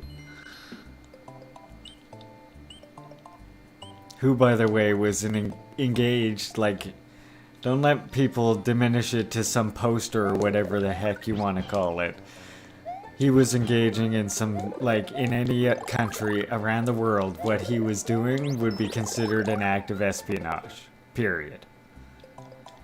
And they sentenced him to something like, what, 5-10 years for espionage? Like, it's a tragedy that whatever happened to him, if he tried to kill himself or whatever, I don't know. But doctors, before he left the DPRK, confirmed that there was nothing wrong, you know, with Otto. And even when he came back, more doctors confirmed that nothing that happened in the DPRK that doctors or people watching him at correction centers did to him. I think, yeah, chat, the initial sentence was 15 years, but then it was reduced at a later hearing.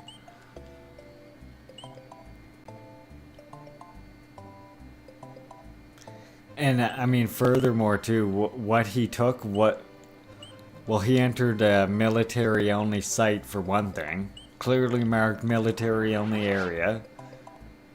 So imagine going to the States and, you know, walking into like a military-only restricted area that only, you know, certain level military officers were allowed in, and you're just some tourist walking right in there.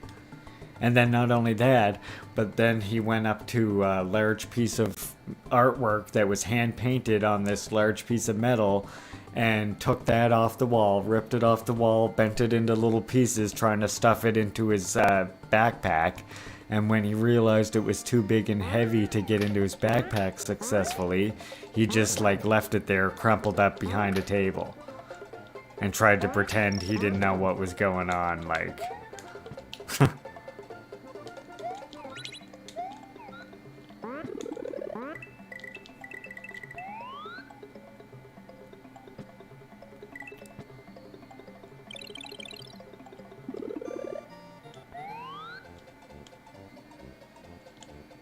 Yeah, Chad, it was reduced, but to be honest, that's common with DPRK.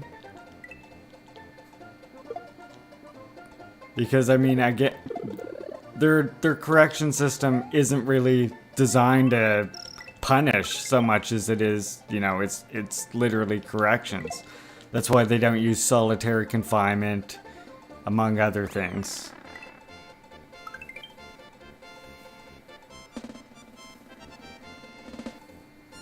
Chat says about Otto going into the military-only area and doing that.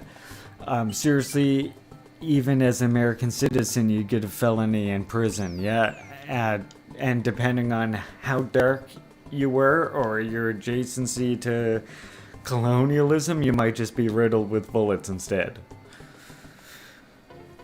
Let's not lie to ourselves about that part either.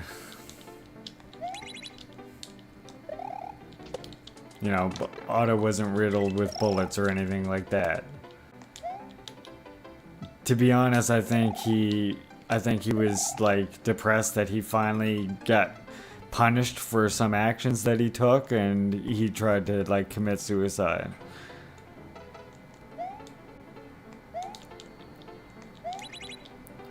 I mean, the thing about Otto is what he was doing too.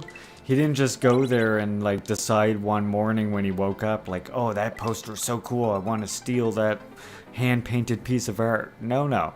He was part of a society in whatever Ivy League university he was a part of called the Z Society.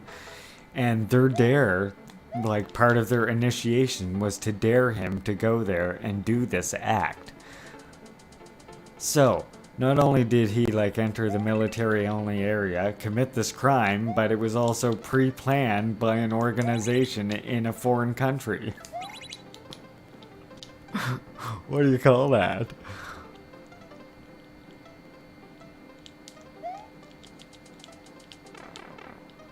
Like, that's some of the most heinous, obvious spying I can imagine.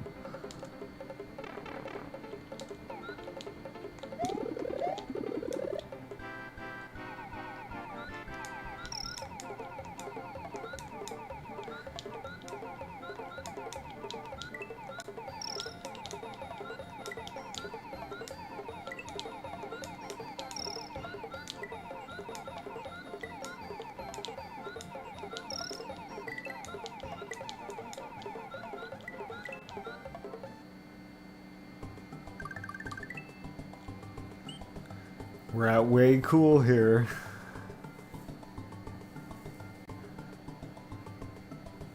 America downplays others' crime like they're downplaying COVID, chat says. Yeah, that's true. Our government 2 years ago was all, we can get to zero COVID. We just need to lock down and follow all the rules and everybody will be great. We'll be all okay. Now it's just like herd immunity. If you die, well, at least the economy is not tanking.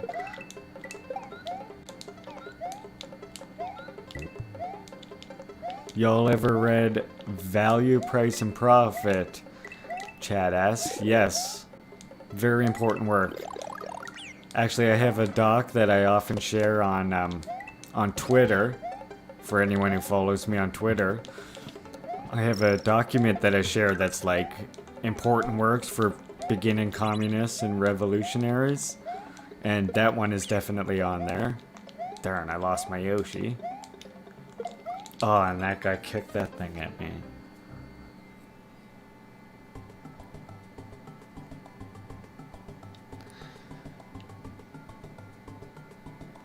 Chad points out here that when you leave a correctional facility in DPRK, you can vote again. Yeah, you have no restricted rights when you come out of a correctional facility. The only thing that it changes is like if you reoffend, then those records can be seen again. But other than that, you have the exact same rights you had before you went into a correctional facility in DPRK.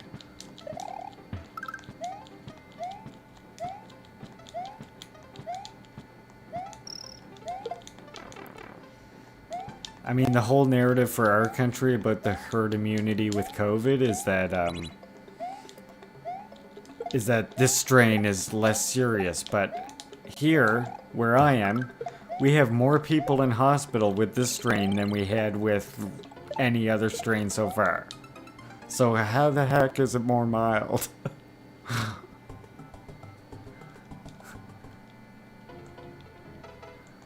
Alright, I'm gonna try this again, then I'm gonna go back and get another Yoshi.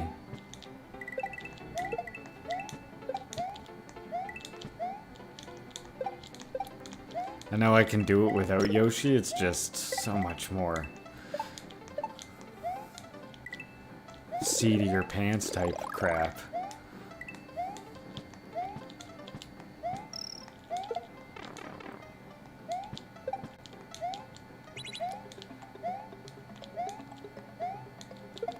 Oh.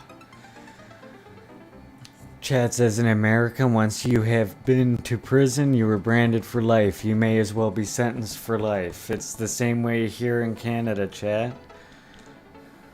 You get that on your record and you're lucky really to find any kind of suitable work ever again.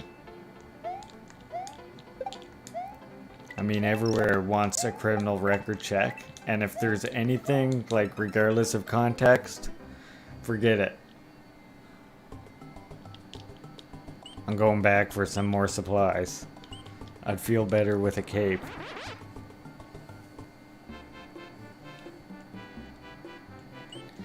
In DPRK, you can literally go to a correctional facility, serve your time, come out, and then be elected to an important position in the SP. You can be elected to the SPA. Like the next election after you come out. Because you're rehabilitated. That's the point.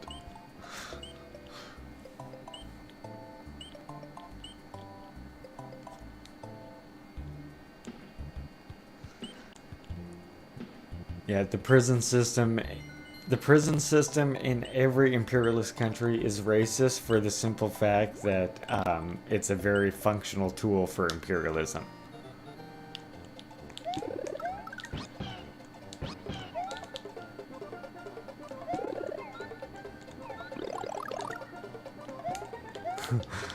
Oh, chat just pointed out something here. Very nice. Chat pointed out, hey, I remember in my local newspaper recently that South Korea is going to try to resume talks with DPRK again. Apparently, the talks come after a hypersonic missile test flight from the DPRK. Amazing how it's almost like, you know, Songun worked or something. Almost like Kim Il-sung and Kim Jong-il were right. That capitulating and giving up things to imperialism wasn't going to get them anywhere, while, you know, respecting their own independent development, whatever it took was going to get them exactly where they needed to go.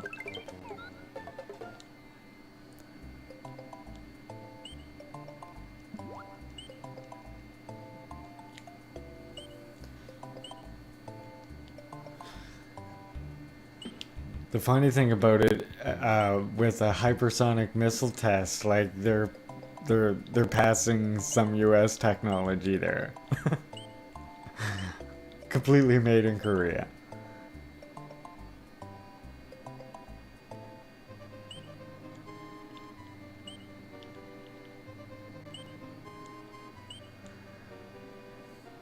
I think chat, and I think part of the reason why South Korea is constantly making, you know, certain sections of the politic body there is basically making overtures to DPRK to try and normalize relations, is because there's political pressure from the people in South Korea to do that.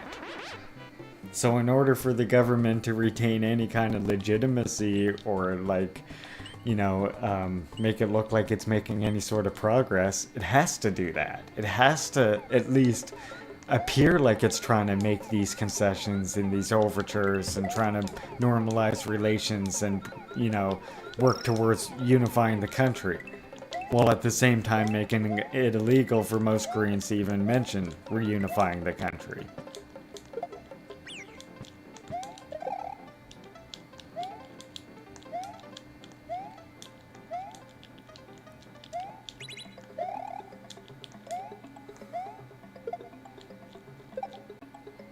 I mean, another thing that a lot of people overlook about DPRK, while I see the chat talking about missiles right now, another thing that the people overlook about their missile program is that having these nukes and hypersonic missiles, etc., it allows them to focus more on other aspects of their economy, because their defense is now stronger.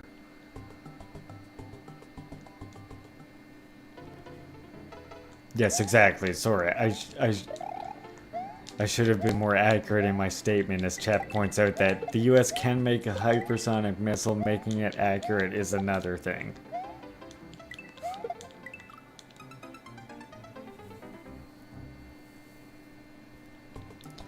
I mean, what's interesting about DPRK's, like, missile, I guess, not even missile technology, but just their use of missiles even in the past, was that they were able to get a conventional missile to pass close to a Blackbird that was traveling at almost Mach 3, just by like calculating the math of when it was flying over almost every day, and having people watch locations, and then when it was coming, just know when to launch that missile. And it flew so close to the Blackbird that the US apologized and promised to never fly it there over their airspace again.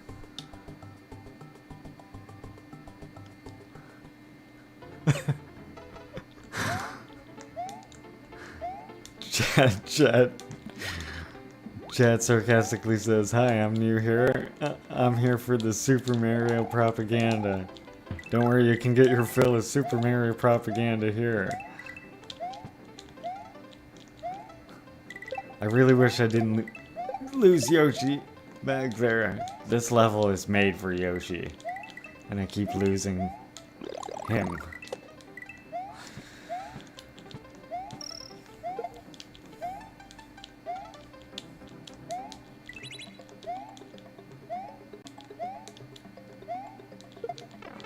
Oh my goodness. These little buggers keep kicking their shells at me. It's not nice.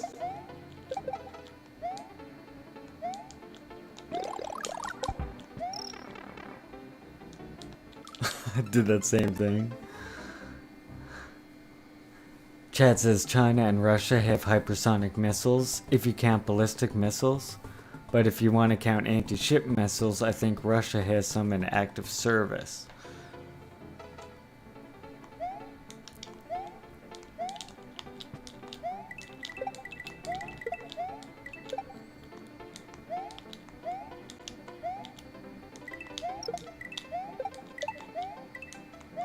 My spiciest take about Super Mario is that Luigi deserves better.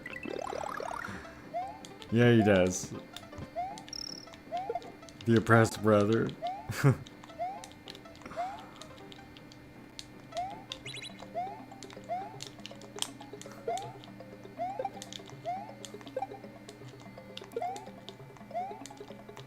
I mean, the DPRK, since it's developed nukes, it is now in a position where it can bring countries to the table to talk. And its goal in creating its missile program, oh my gosh, I fell. Its goal in creating its missile program has always been with the goal of trying to get the US and other capitalist countries to reduce their missiles. By basically using the same method that imperialists tried to use on the DPRK, which they call the carrot and stick method. Which is to, you know, let's reduce our arms bit by bit, and then you basically keep giving them concessions. Only with the DPRK, once the imperialists have reduced their arms to an equal amount, then they would actually start reducing their own. Of course, just like the same reason why the imperialists won't sign a first strike treaty, they won't get rid of their nukes, because they use those nukes not just like to actually use on people, although they don't rule that out, but also they can't use it as a threat if they sign like a no nuclear first strike treaty. So that's a big reason.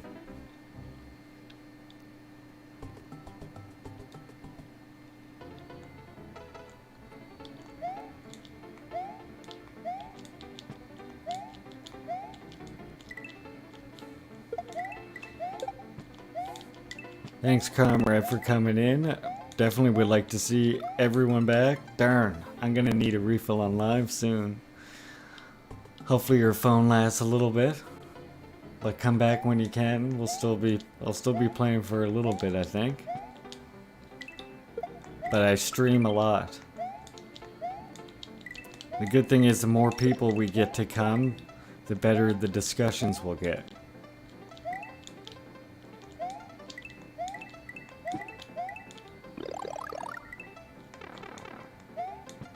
That guy reappeared, I guess.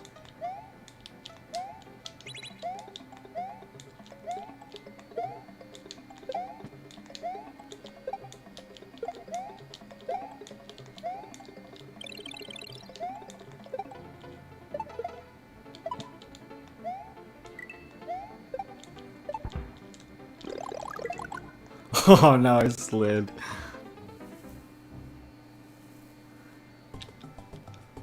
Okay, I'm gonna go back. First, I'm gonna grab a drink. 1 second, chat.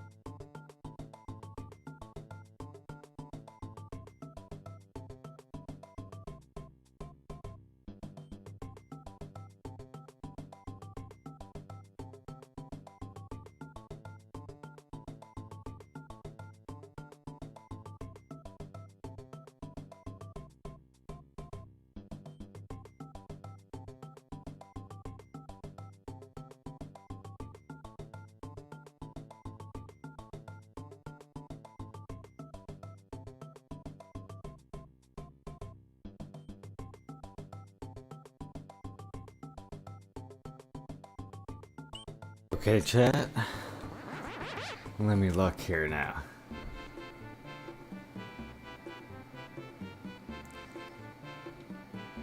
US chat says USA threaten a non-nuke country. That's not right. USA did a lot more than threaten a non-nuke country.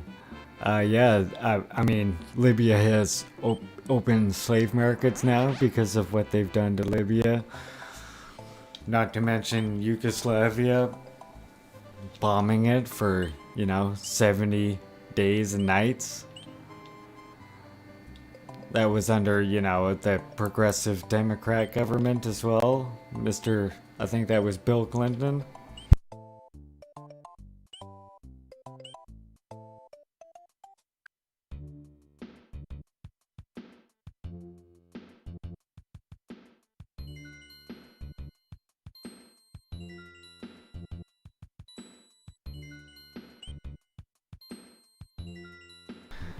I just noticed that chat had a message up here also that says, I know DPRK has an uphill battle to fight to maintain peace with weapons and economic pace with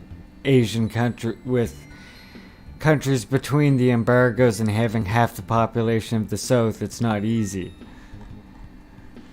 It's definitely not easy, which honestly is all the more reason why I think people need to study Juche, because even amidst all that pressure, they didn't bend at all. They didn't make any kind of concessions whatsoever to imperialism. I mean, it's frankly amazing, how little like actual turmoil imperialists have been able to directly inflict. What the imperialists have been able to do is to economically strangle them as tightly as they can. And DPRK's response to that was to build a more and more self-sufficient economy. Not to mention, get around those sanctions however they can find.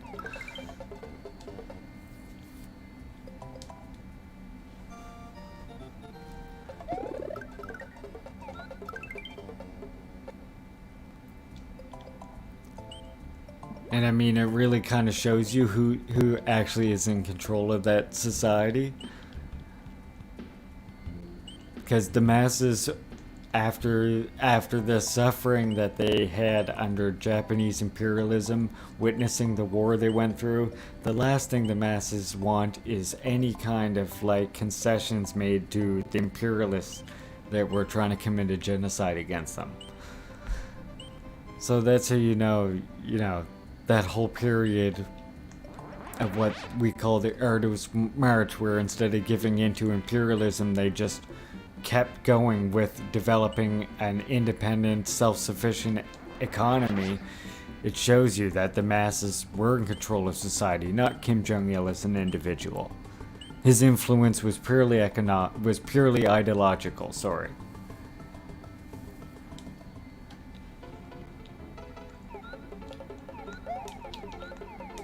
Chat says, yeah, mad respect for DPRK. No way they could have withstood pressures of the post-Soviet collapse if not for Juche. Exactly. And I mean, that's why I'm constantly trying to get people to learn about Juche, like on my main channel. Hint, hint, Juche gang. Because, I mean, DPRK themselves are basically constantly telling us to study Juche, that it's inherited the previous progressive philosophies, and really like all philosophies, because all philosophies have aspects of inheritance and originality in them. I think too many leftists, especially communist parties, make the mistake of just ignoring Juche and not studying it, because they think, oh well, it's just Marxism-Leninism applied to Korea. But no, it's much more than that. It's even wrong to compare it. Something I see commonly done is to compare Juche to socialism with Chinese characteristics. But No, this again is a mistake, and neither China nor DPRK would agree with that. China would tell you that socialism with Chinese characteristics is Marxism-Leninism applied to China. Whereas DPRK will straight up tell you that Juche is not just Marxism-Leninism applied to Korea. That's what, that's what Korean Marxism-Leninism was. And through the course of keeping that in their society, they developed Juche. And this, again, this kind of ties back to what I was saying before. But this is why I say they're the most advanced society. The fact that they were able to advance so far along the road of revolution is why they were under the conditions to develop the Juche philosophy. Just as the position, of Russia in its time was under the right conditions to develop Leninism and overcome certain, certain limitations that arose in just Marxism.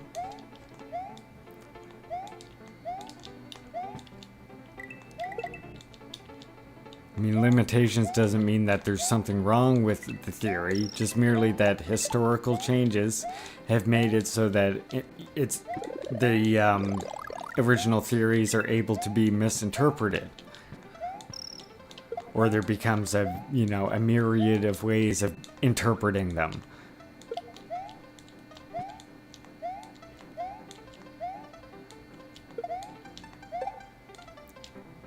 This part is one tricky level with these guys kicking their shells at you constantly. I want this star again. I did not realize that's what this was.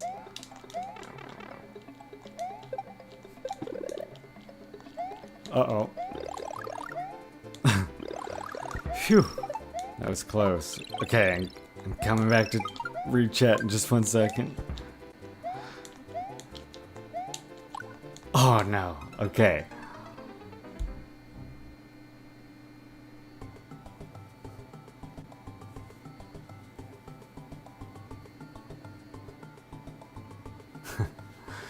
Chad just mentioned another common trope that I hear people saying, which is that I guess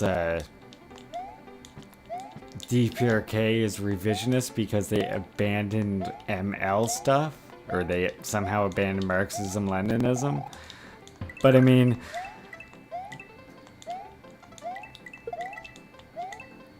that doesn't even make any sense, for one thing, because again, the Juche philosophy and all philosophies have like inheritance and originality, first of all.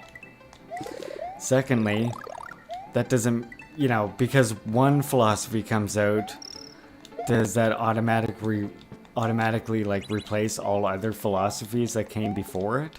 No. So why is this the case with like certain, I guess, working class philosophies?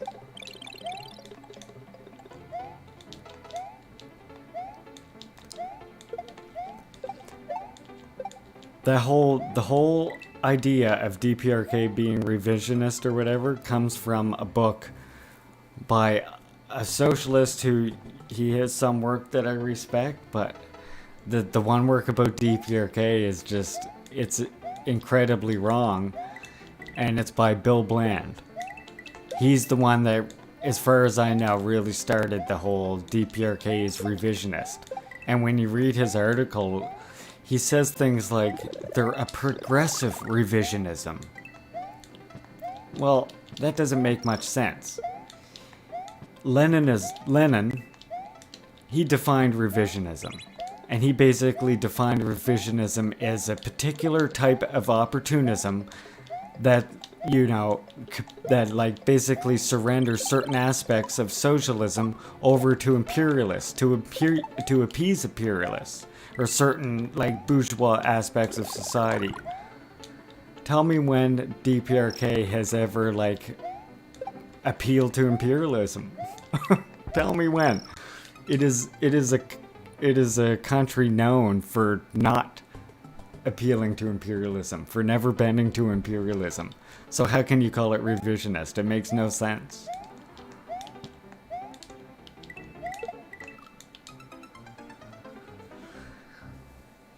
I mean, and as far as them dropping Marxism-Leninism, you can't become a social scientist in DPRK without studying Marxism-Leninism in university.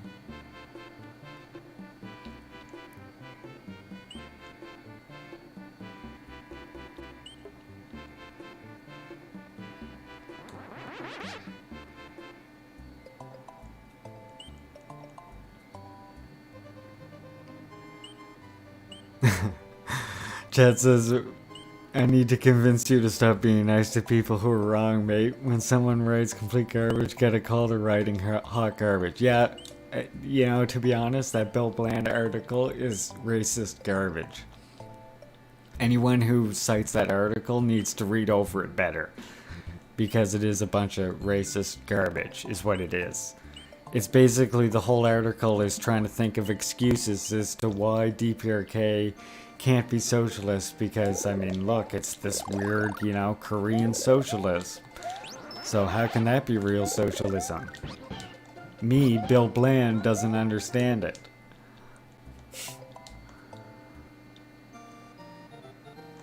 I'm gonna be doing an e-reading of Fundamentals of Revolutionary Party Building.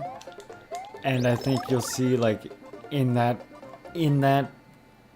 book that it's by Kim Jong-il, and I think you'll see that in that book where a lot of, like, the seeds for expanding Juche into a fully synthesized philosophy for Kim Jong-il came from, which was analyzing what happened in USSR.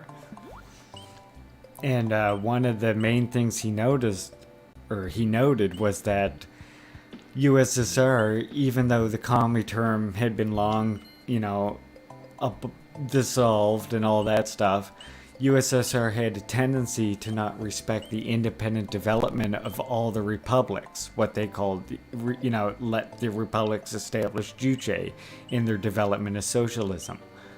And because he did not allow because Russia, rather, did not allow the republics enough independence in this regard, the imperialists were able to exploit that and use these bourgeois independence movements to basically break up the USSR, which then weakened it for its final overthrow.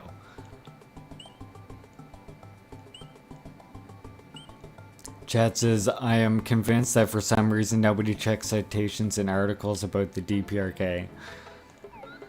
Chat, I know they don't check citations about articles about the DPRK.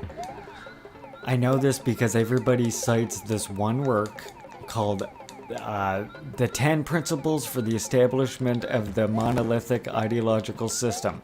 I've seen this work so many times. It's not a real work. It doesn't exist in DPRK. When you actually try and look at the sources for this so-called 10 principles for the establishment of a monolithic ideological system, which the people who share this will swear that it's in every workplace, okay? It's a mashup of two titles.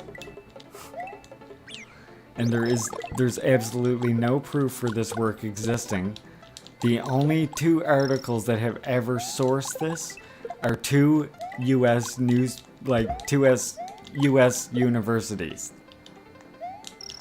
That's the only place I've ever seen this article come from.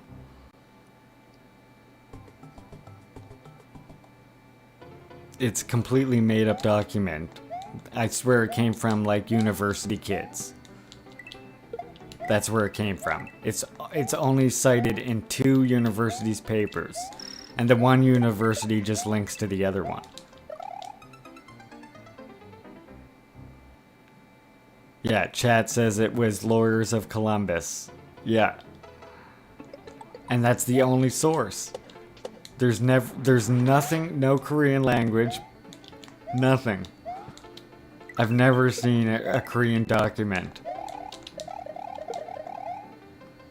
that was the same thing. Never.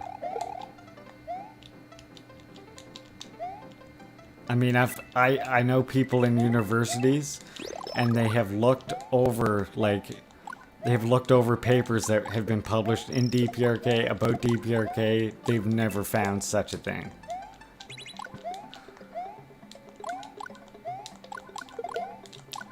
But you see, because nobody checks the citations, it can just be shared around and everybody just says, oh yeah, 10 principles for the establishment of a monolithic leadership system, or some odd title like that.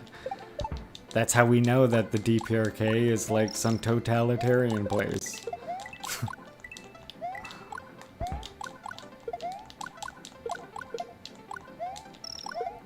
I mean, the reporting on DPRK, the standards are worse than any other socialist state, period.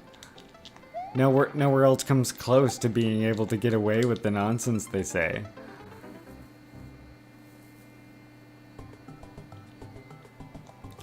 Chad is asking about the man who died recently. I'm taking another path, by the way, if I die at this too many more times. Chad is asking about the man who died recently, Kim Il-sung's brother. Yes, his younger brother. He never got interested in politics at all.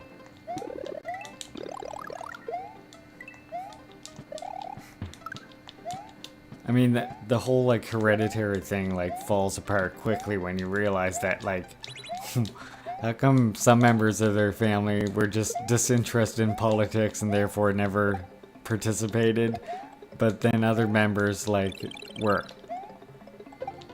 That's not how monarchies work, people.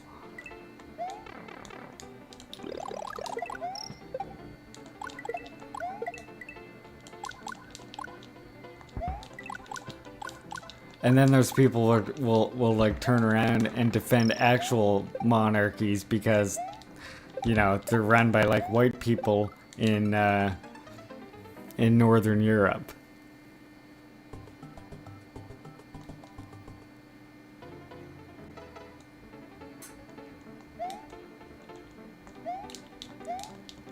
Kim Jong-un's Chad asked, wasn't Kim Jong-un's half-brother ladies' man? Yes, I mean, he still is. He's lives in DPRK. He wears styling clothes and all that.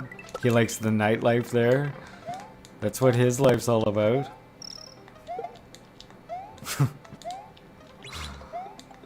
And then on the other hand, you have like another one of Kim Jong-un's relatives was a CIA asset that the CIA themselves admitted was an asset.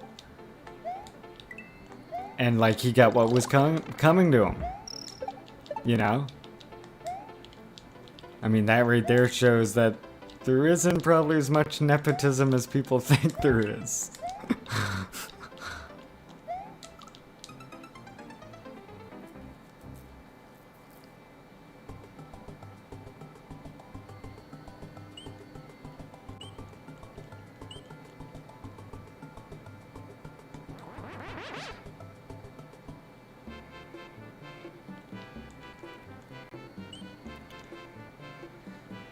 Chad, isn't Kim's half-brother the one who was killed at the airport? Yes, that's the one I'm talking about. He was a CIA asset that they admitted themselves was a CIA asset.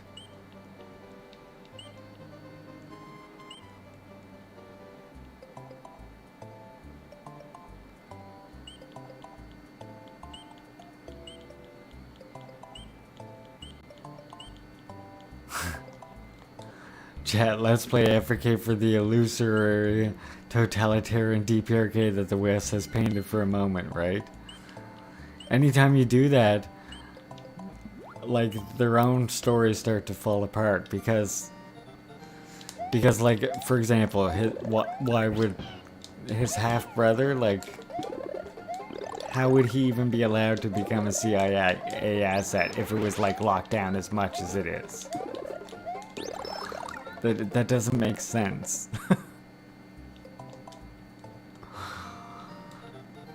and then like, I mean, Exactly. Chat just said what I was thinking. That the CIA probably killed the asset. As they often do. They just had no more use for him.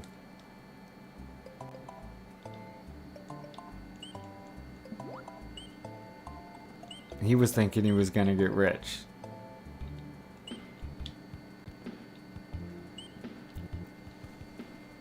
Chad is pointing out the fact that DPRK has guaranteed housing, free healthcare, guaranteed employment, no homeless, free education, and nobody should be against this.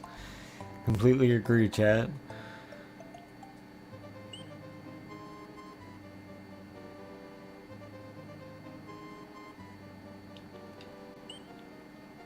And for it all, even if it was a monarchy, it is a highly functional society considering all the rigorous trials they have been put through.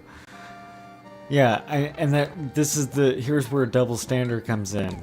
Because again, like, you'll see these people literally calling Nordic countries that have monarchies, you know, like the examples of socialism. But then DPRK, oh no. That's a totalitarian monarchy because their leader is an Asian person. That's how that works. That's the... And it's like... And then they just feed that to their population. And wonder why hate crime rises.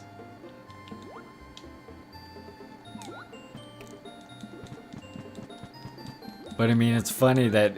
At the same time, all you have to do is look at DPRK. Like, you don't even have to read actual DPRK material.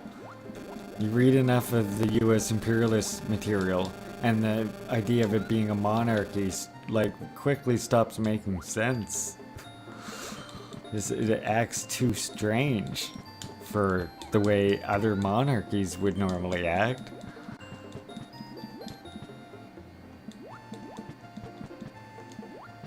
Like for example, like just for one example, them speculating about how his sister is soon gonna take power. Like, why? That's not how monarchies work. Would it be like, you know, his kids if he died, and his sister, like, if those things didn't fall through or something?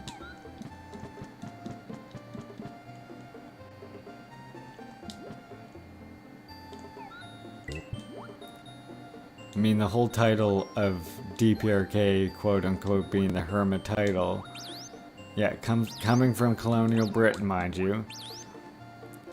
The whole thing about that is they're not like hermits. Yeah, the U.S. puts embargo and sanctions on them, but they engage in diplomatic relations with most countries on Earth. Even the ones that aren't so friendly to them, they continuously attempt overtures and to establish diplomatic relations. Like, pretty much without exception, other than a few countries that they consider to be, like, completely illegitimate, such as Israel.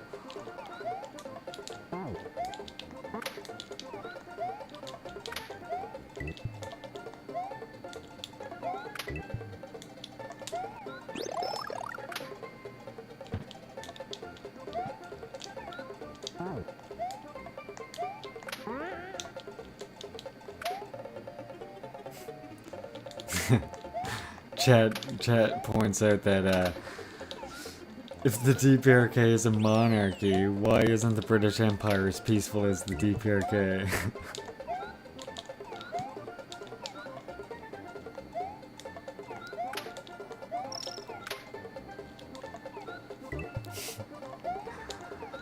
Apparently British people are just a little bit bloodthirsty, maybe.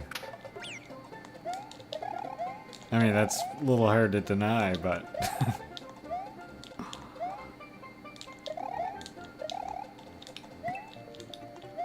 Saying it out loud is like, how can I deny that, actually?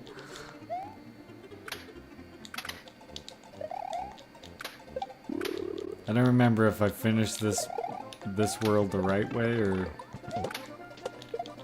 It might actually be down this pipe.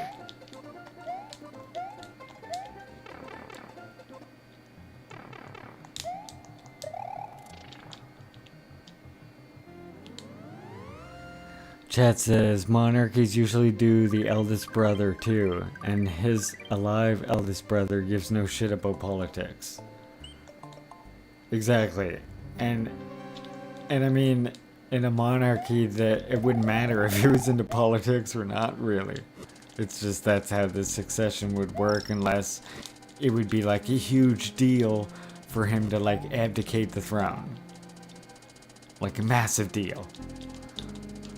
In DPRK, they just like, his brother just goes fishing and to nightclubs and stuff. Like most average person who like doesn't live in DPRK probably wouldn't even know he has a brother.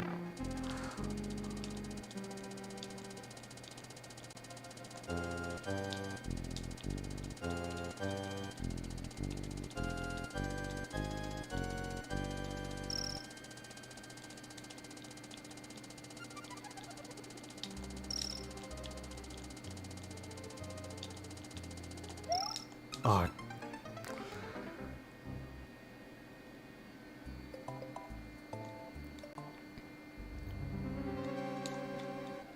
Yeah, definitely hard to deny Britain's historical bloodthirstiness, if you will. I live in one of their former colonies, stayed their colony for a very long time here in Canada.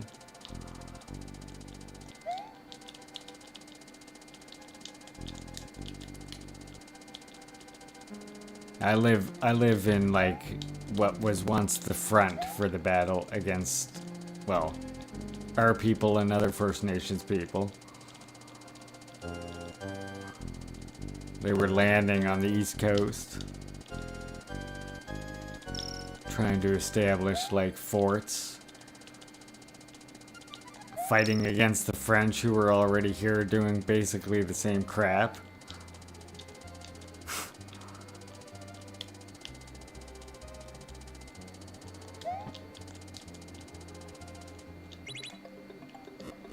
I think I knocked that thing down, yeah. Oh, I hate those statue guys.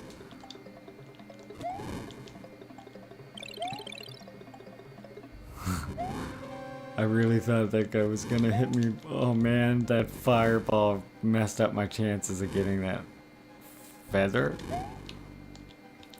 I almost called it a leaf.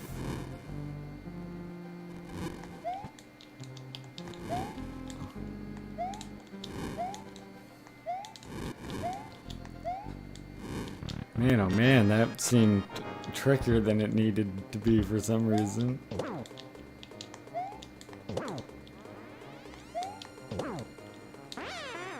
There we go, another castle down.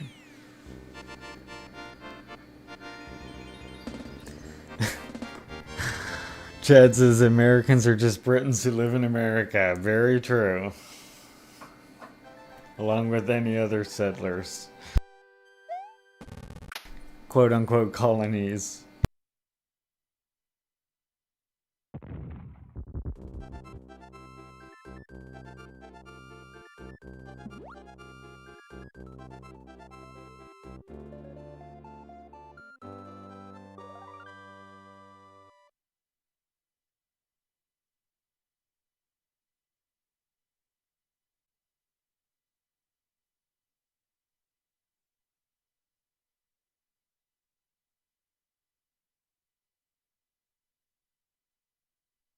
Chat says, between Afghanistan, Iraq, South Africa affairs, and the constant race baiting and war drum beating on BBC, etc., I don't see how you can call the British Empire anything but warlike even today.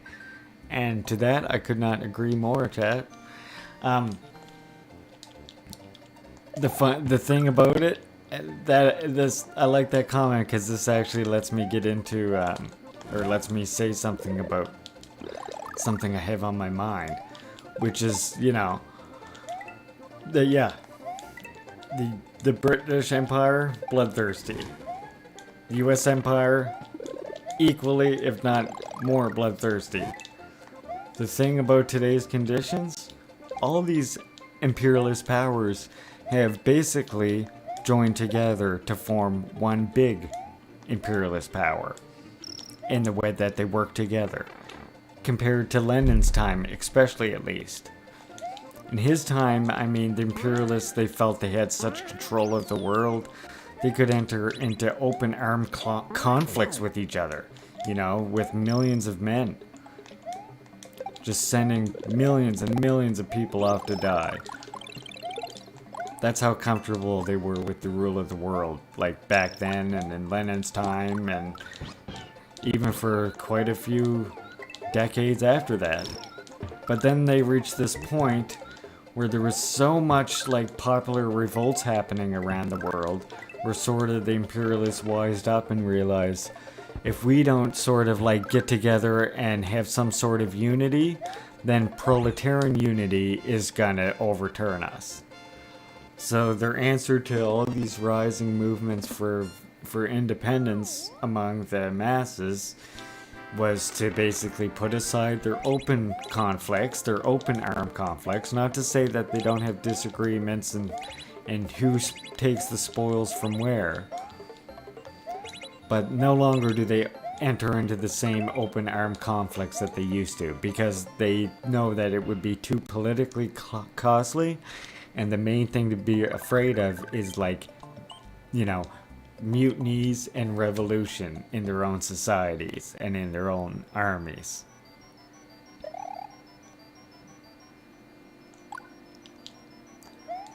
Chat mentions like how the capitalists funded both the Axis and the Allies. Yes, and I mean, and another thing, even during World War I, there was so much collusion going on that when the USSR had when Russia had the revolution, Lenin published all kinds of like secret correspondence between various national powers that showed like there was a startling amount of collusion going on even during World War I.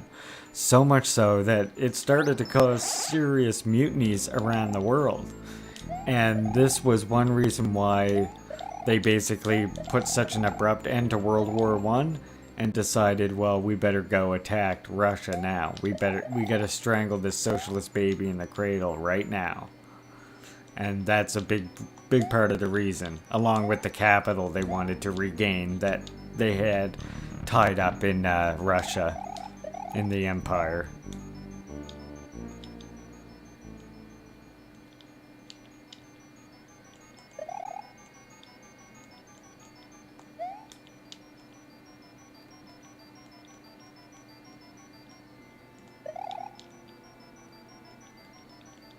Need these ghosts over here.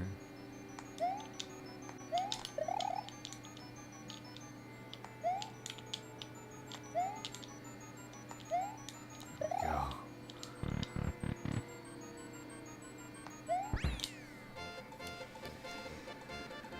Chat says, I'm always thrown back a bit.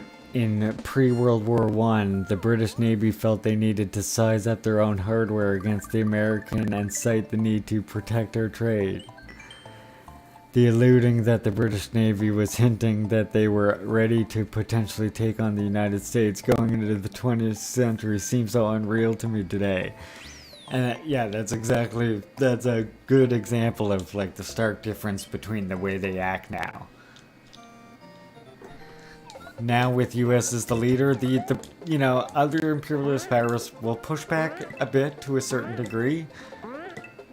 But if things push comes to shove, eventually you'll see they'll like eventually agree, come together on an issue.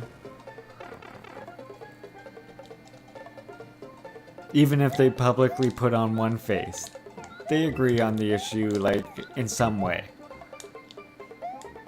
Like, for example, of what I mean there, if you remember when the US was first going to start this whole war against terrorism or whatever, a few countries put on a show like, oh, we can't support this or whatever, you know, and America even, I think they did the whole, like, they were calling them freedom fries now, they're not French fries anymore. I mean, that's all just a circus, like a dog and pony show, you know? Behind closed doors, the imperialists in France were more than happy to support Iraq. Whatever war the US was going to get into, any war, anywhere basically. Unless it was like on France.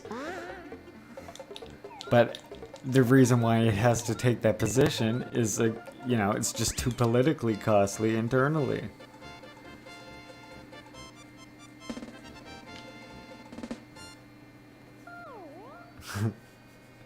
I love that whole, watching that was something, the whole freedom prize. I was getting a good laugh about that. Yeah, George W. Chad just reminded me that in that same era, George W. Bush made that very alarming speech about you're with us, or if you're either with us or you're with the terrorists, like literally from the Star Wars prequels. Quoted the set.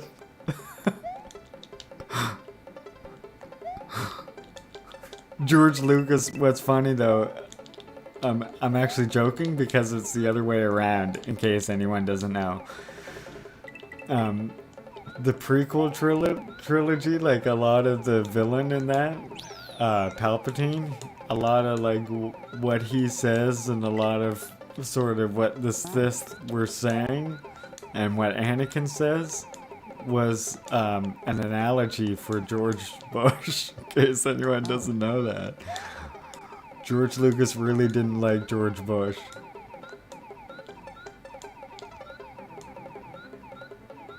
Always found that quite interesting.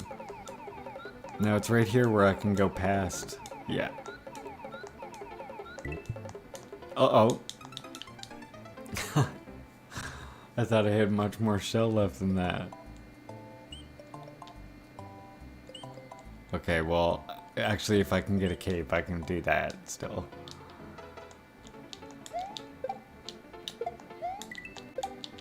Chad says that whole Freedom Prize thing was crazy. Yes, it was.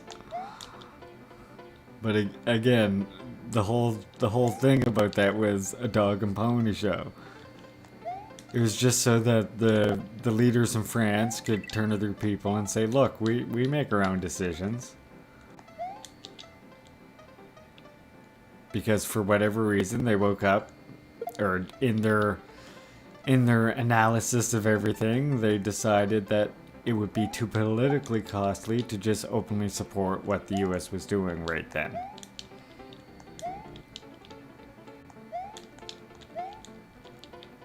But if they didn't think that there was any sort of risk from their own people, they wouldn't have cared. They would have supported that.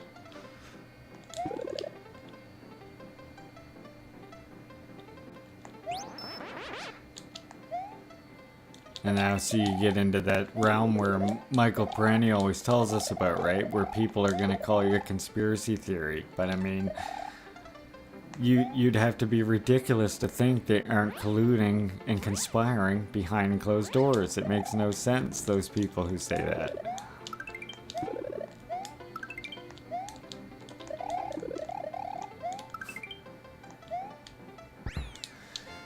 Like, how could you think that they don't conspire?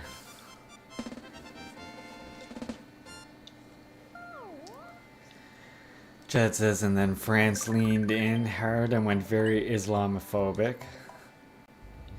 You know, that's something that Quebec has a problem with here as well. French people, stop it with the Islamophobia. It's not a good look.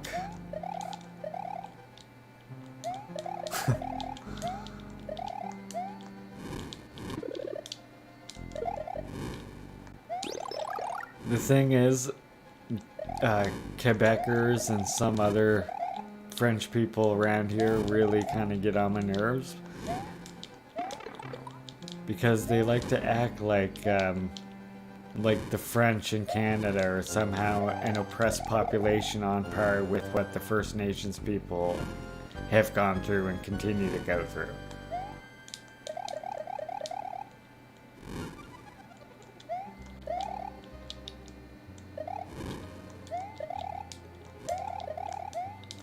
And just to clarify, chat, for anyone listening, no. Quebecers, French in Canada, they're not an oppressed population. They're not included in land back. They have land. What is included in land back is the land they take from First Nations people.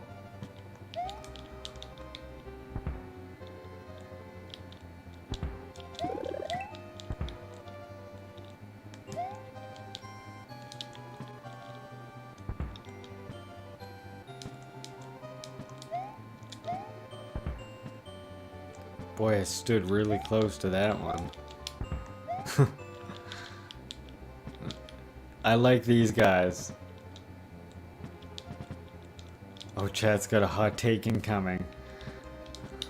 I can see it there, chat. I'm gonna read it as soon as I get through this part.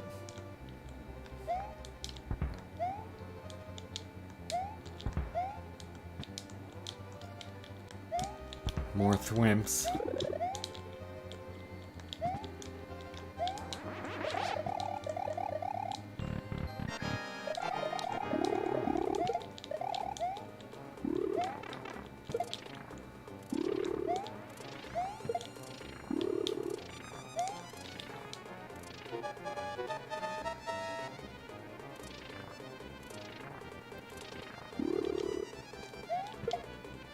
There we go.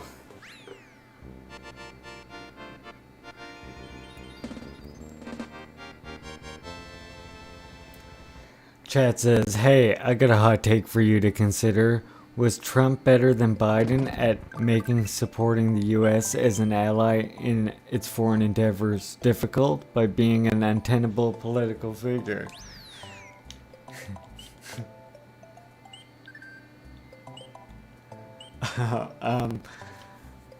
I mean, as much as like this might be a hot take too much for some people to handle, but as far as foreign relations went, Trump was slightly better, ever so slightly better than Biden in a number of different areas. In many areas he was worse, mind you, but there were some areas where he was definitely a little bit better than Biden.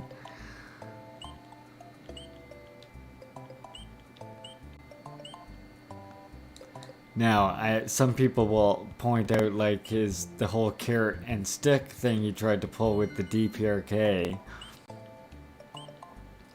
That I wouldn't say was so much he was trying to like. Of course, he's always trying to further his own political agenda, but the whole thing with that was he blamed the talks falling apart on Bolton, I think it was at the time. I don't know if I buy that so much. Trump was thinking that he would be going in there and that even Kim Jong-un would think of him as a hero and be willing to give up everything.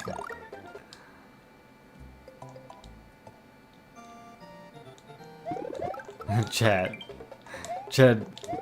DPRK did call Biden a rabid dog that needs to be beaten. I mean, I wouldn't say that Kim Jong-un actually liked Trump.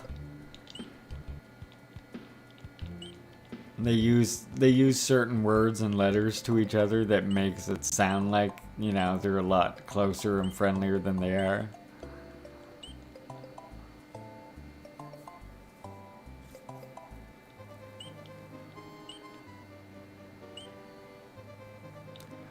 Chat says, yeah, Michael Bolton is a POS though. Yeah, he is a piece of shit. He's a warhawk. Typical warhawk.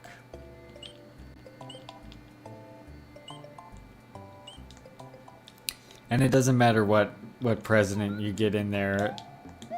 They always fill their whole like cabinet with warhawks. It's getting worse and worse, like to the point where it's like Minister of Transportation, like used to be a defense contractor and stuff like that. Like not really. I'm just pulling examples out of the air that you're gonna see happen soon. If they haven't in some places already, that is.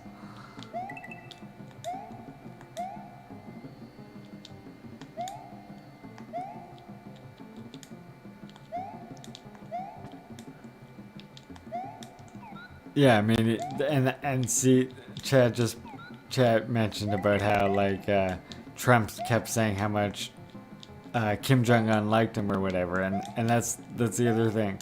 Remember who was saying way more about who liked who? It was always Trump saying about how much Kim Jong Un liked him. You didn't see many speeches from Kim Jong Un saying how much he actually liked Trump.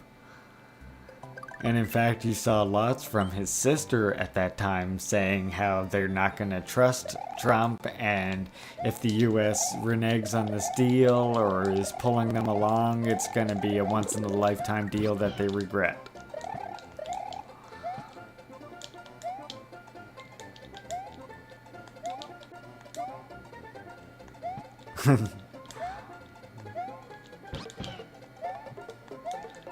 Yeah, Kim Jong Un's nickname for Trump was Dotard. Don't forget that. And it's the perfect nickname for him. And no, it has nothing to do with what you think the last word sounds like. It's a completely unrelated word that actually does describe Trump.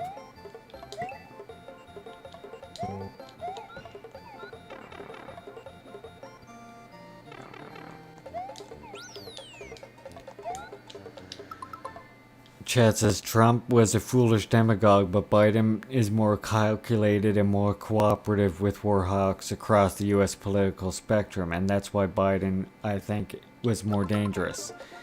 And yeah, exactly, and he has more of that same, Obama smooth way of doing politics, where the liberals feel comfortable sharing pictures of him with his dog, by the Christmas tree. Like, oh, look how cute Biden is, With Trump, he was so abrasive that they couldn't feel comfortable doing that, despite him having the same outward politics, essentially. Despite him trying to do, aside from the few stunts he tried to pull, maybe. I mean, some of his, seeming niceness towards some countries was a matter of him trying to follow through with America first, in a way. Which some countries they wanted, they were hoping that would mean America would just leave them alone more.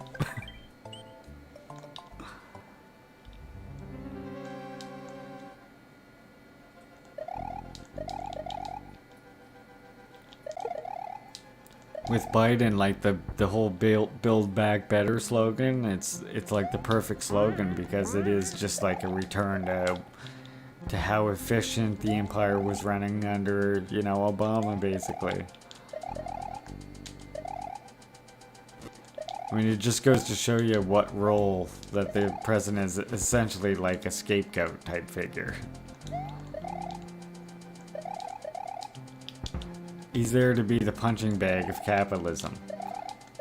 The policies of capitalism are set by the capitalists, right? And the president or whatever, he's there to be like the punching bag, the scapegoat. So approval ratings get low, then they go to the guy from the other party. The fact that there's two parties just legitimizes the whole ordeal.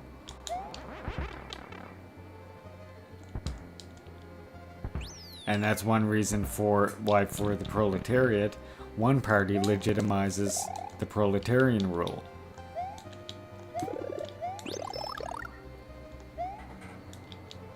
Right? Because we don't need all these all these different sectarian parties representing all these different idealist thoughts. What we want is, scientific, productive human development.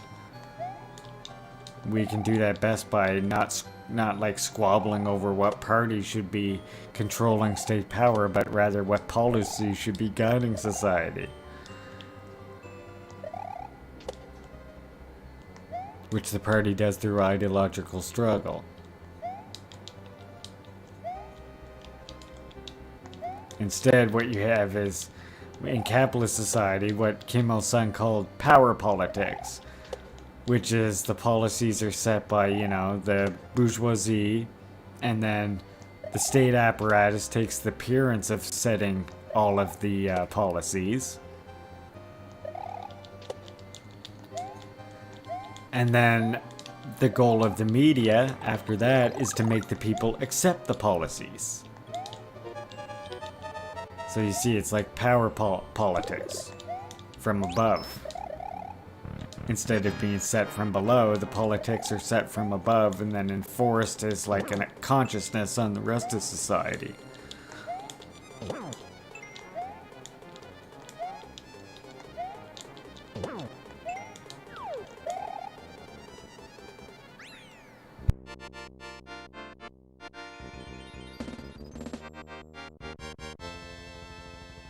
Great comment here from chat. Yes, how things were better under Obama. I remember Obama bailed out the banks to the tune of $16 trillion, and most of them gave themselves bonuses and did nothing about the foreclosure crisis. It's almost like the bubble was purposely blown so that a few capitalists at the top could get rich. And rather than nationalizing the banks, as consequences, did nothing, of course. I'm sure he got a little bit of kickback from that, you know, behind closed doors, wouldn't you think so? Just a little bit. I find it hard to imagine presidents like doing these bailouts and stuff without some kind of kickback coming later in some form.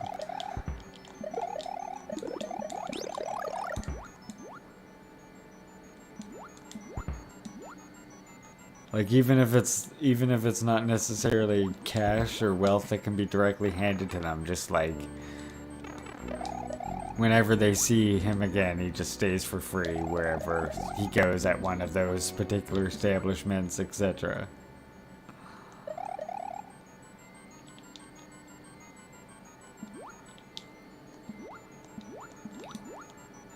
Ah, yes, the old sunken ship.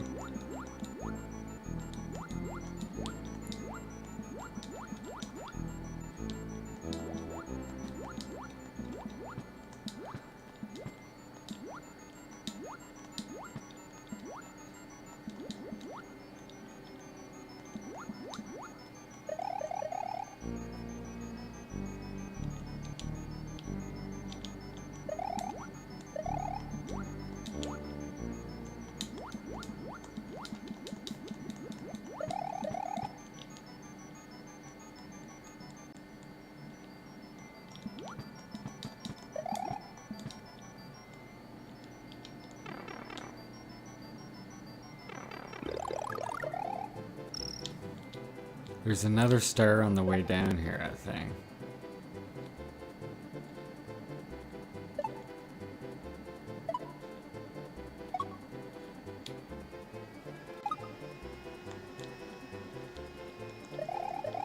Uh-oh. Not getting that other star is trouble. Especially right around here.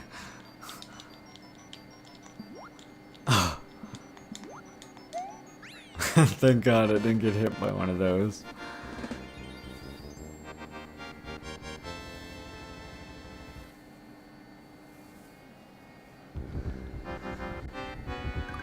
And as far as the one party, you want the quote that Lenin said in regards to the whole one party state versus like bourgeois, quote unquote, multi-party states is like democracy isn't a matter of, you know, choosing which oppressor is going to take the reins of oppression for the next 5 years.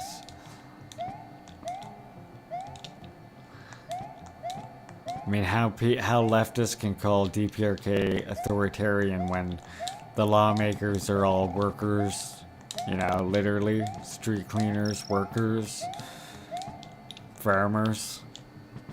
Meanwhile, in their own countries, the politicians are all, you know, ex-CEOs and whatnot. Board members.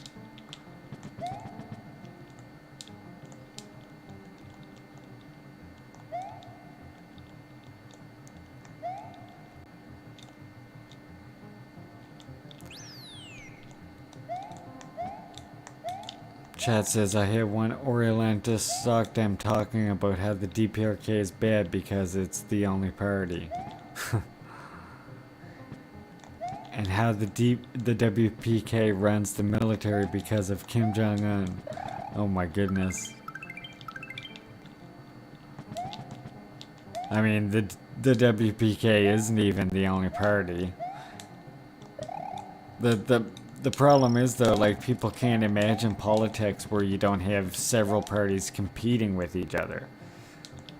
Well, the thing is, in DPRK, you don't have that. You do have multi-parties, but they don't compete for power. It's in the Constitution, right, that the WPK, that's the ruling party. That's the Workers' Party. But then, like, to just say that, you're leaving out so much nuance as well. I mean, a socialist party doesn't work anything like a capitalist party.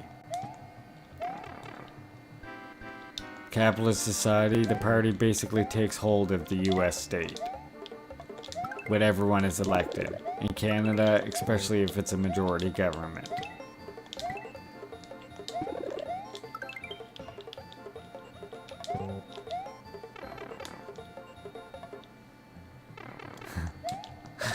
Chat.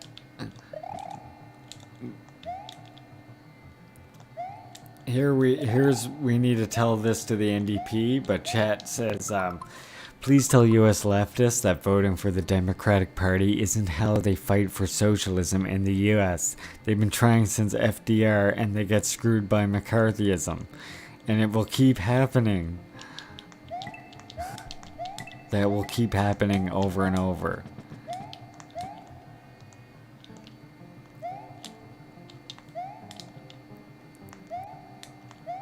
I mean, social democracy arose out of, like, it arose out of surrendering to imperialism. That's where it comes from.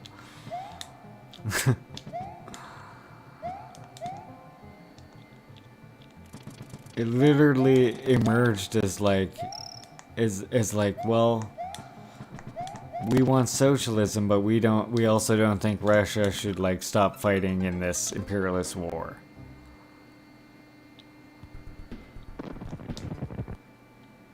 The most annoying thing is I think I saw Vosh, whatever that creep's name is, make the argument before that that basically Lenin or Marx or someone said that in one of their works said that they would have agreed, you know, to vote for Soc Dems or the Democratic Party or something like that, because in their works they say about, you know, communists participating in voting. It's the most ridiculous argument I've ever heard. Like, he's talking about communist parties participating in the elections as communist parties. And then their members voting for the communist parties that are in the election as communist parties. I wish this charge... Oh great, now I got a hall full of charging chucks. Oh. I get a little dicey in that hallway, chat.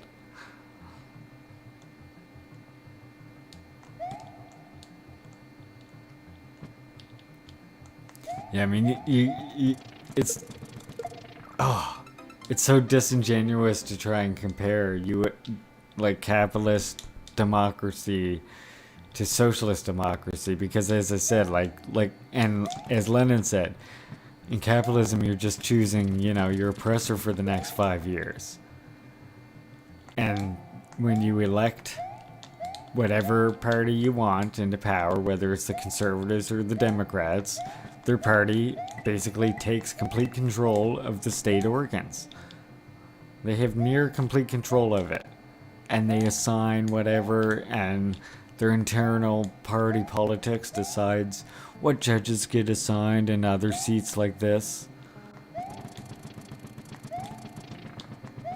I mean, that's, you know, whereas in socialist society, instead of having a party, even the Workers' Party, take control of all the state organs, you don't have that at all. Instead, all the state organs are independent of all parties. So, the result of this is that in any one state organ, let's say like the Supreme People's Assembly, wow, that was bad. But take the Supreme People's Assembly, for example. You'll have people from, all the different parties on the Supreme People's Assembly. And it's like that because the people on the Supreme People's Assembly are elected. And then it's those people who are able to appoint sort of the more major positions, like supreme judges. But now when you get to the local level, the people themselves in the communities are voting these judges in. Not only voting them in, they're nominating them.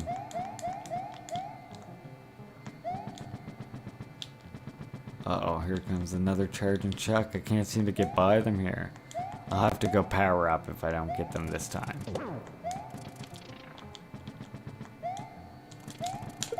There we go. What was going on with me there?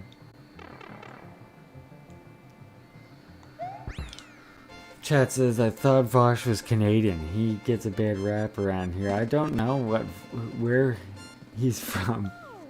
Why are people retracting those messages? Is this...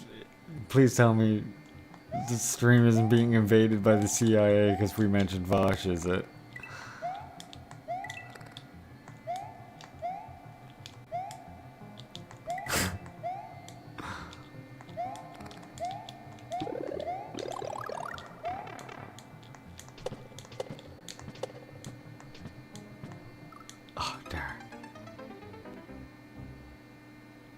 Chad says, yeah, this Orientalist believed that the WPK had complete ruling power of all state and non-state organs. So ridiculous.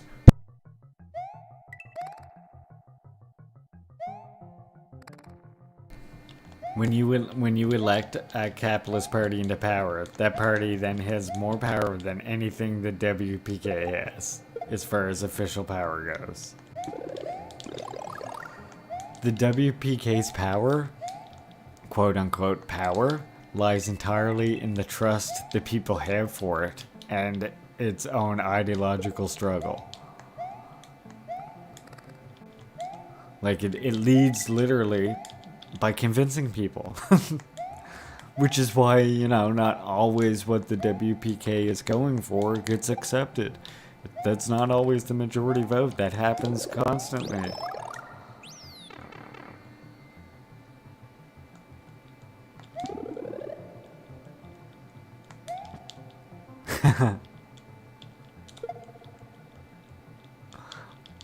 I like that rule.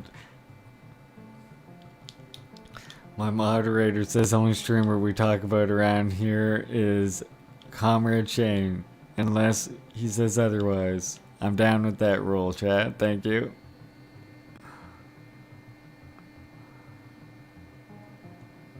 I mean, as a whole, the streamer who shall not be named is irrelevant.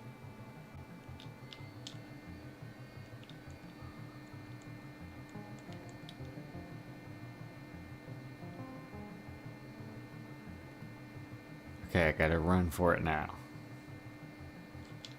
Oh, that was close.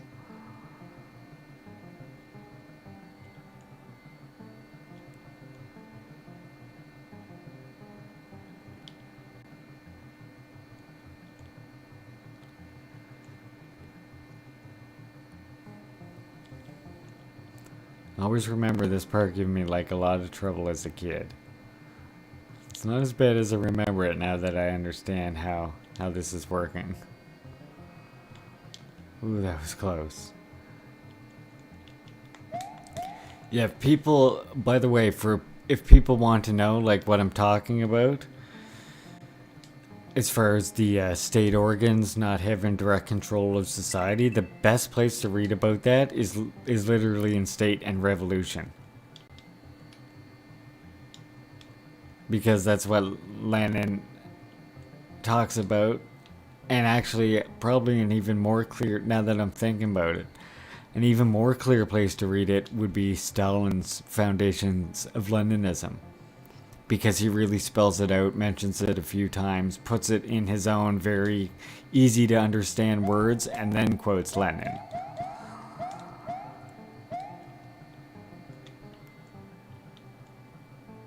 Foundations of Leninism is a fantastic read.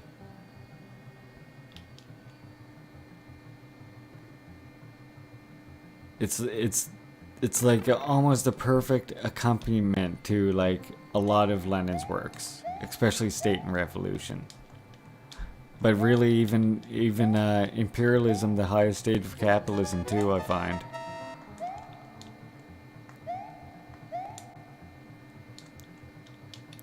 He's just able to basically put all of Lenin's concepts into such easy to understand way.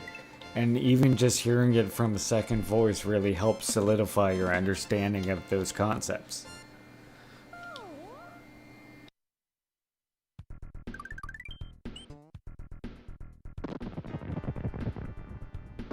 Oh, I remember there's a way I can get to the back door there.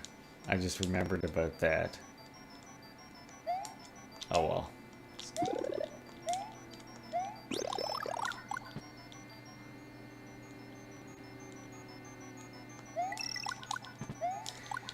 Chat, have I ever thought about making TikToks like 3 little blips about the DPRK?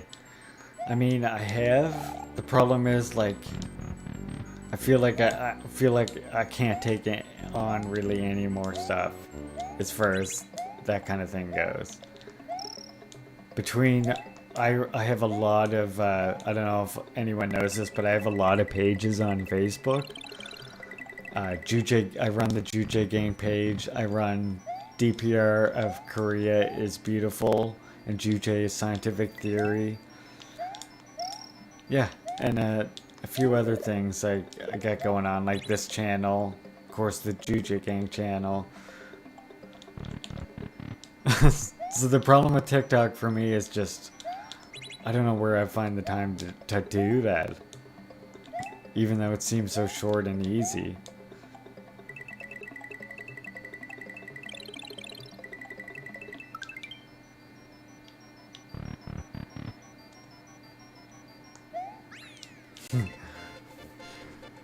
Chat, and I don't get Twitter. Why have such limited space to write a message? Like it's 2005.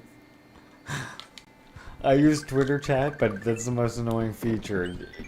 Some messages that some messages that I'm trying to get out to people, I have to spend like half an hour trying to figure out the best way to fit it into the character limit. That's annoying.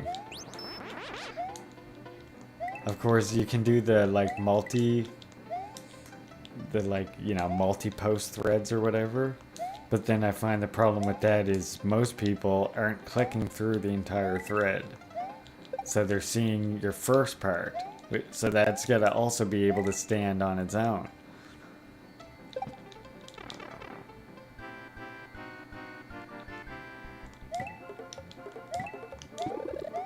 I did not mean to take this turtle shell in here with me.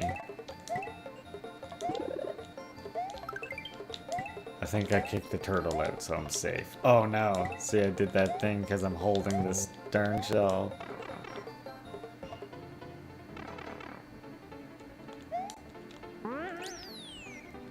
Chat asks how many channels I have. Channels on YouTube, I only have these 2. Juche Gaming and Juche Gang. I plan on doing more live streaming on the Juche Gang channel though. Like maybe some reaction type videos and things like that. Q&A, podcasts maybe. Not quite entirely sure, but I know that now I'm getting this streaming thing down. I would like to also do streaming on that channel, which I would consider to be like my main channel, I guess.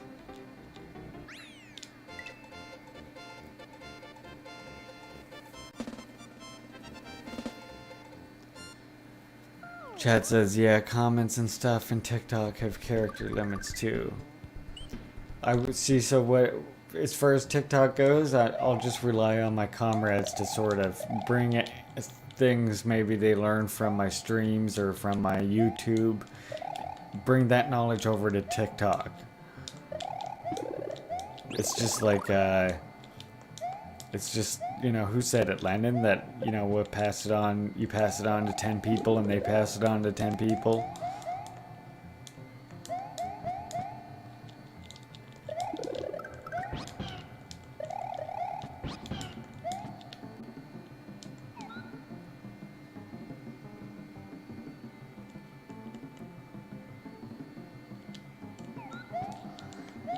It can definitely take a lot of energy to defend DPRK all the time. And I mean, you don't, the thing is to do that, but also don't exhaust yourself. If someone's just too much, don't be scared to just say, see you later, bud. And stop trying to explain stuff to them at the same time, you know?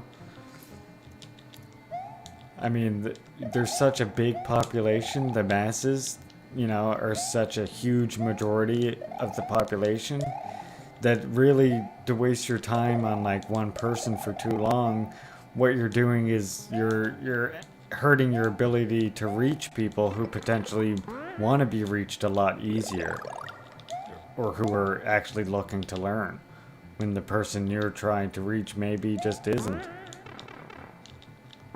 They want to play devil's advocate more than they want to, you know, search for truth or whatever.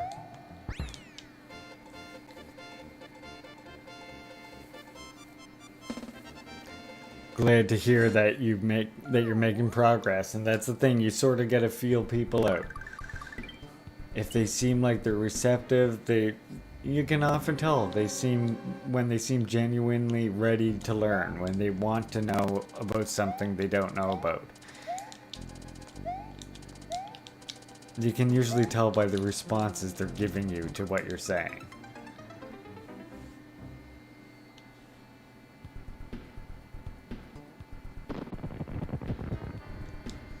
Yeah, good chat just said, I think Regan was onto something when he said that if you're defending your stance, you're losing. It's a good point. And like, let's think of something that the master, Mr. Parenti, once said. You know, how he said that just because, you know, you think that the rulers, like Regan, might be stupid because they mispronounce words and so on, don't think that they are, you know? Maybe they want you to think that.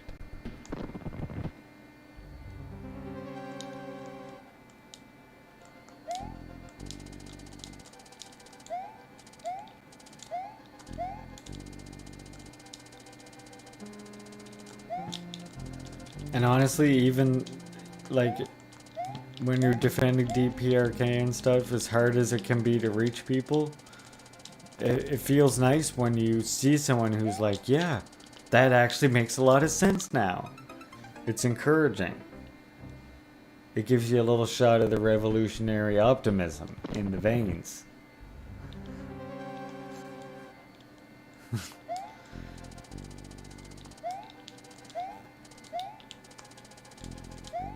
I do disagree though with chat that says people don't want to learn about DPRK. I think people do. It's just a matter of, like I say, you have to throw out a wider net and you really have to gauge who is willing to try and learn something. I mean, you see what the imperialists can get away with saying about DPRK. That's just because of like the sheer amount of propaganda and their ability to distribute it in a way that we just can't. But the thing is, once people are awakened to the truth, it's hard to put them back to sleep with lies. And they carry that truth on to their children, etc. And even to other people around them that they trust, you know? And eventually that changes opinions, and it does make a difference.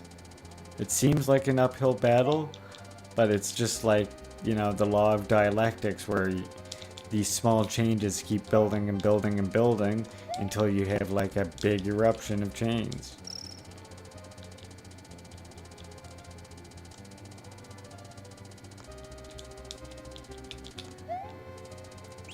I wasn't sure if that was actually secret or not.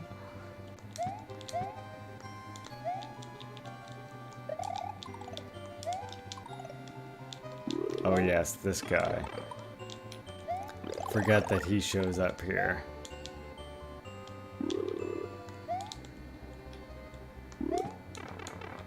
He can be a pain in the butt.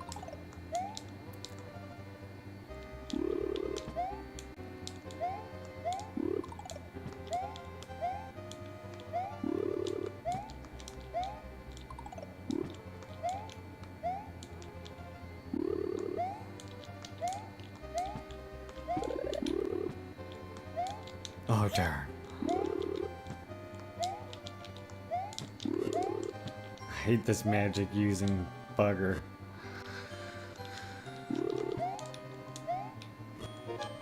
Oh no. Damn it, Kamek.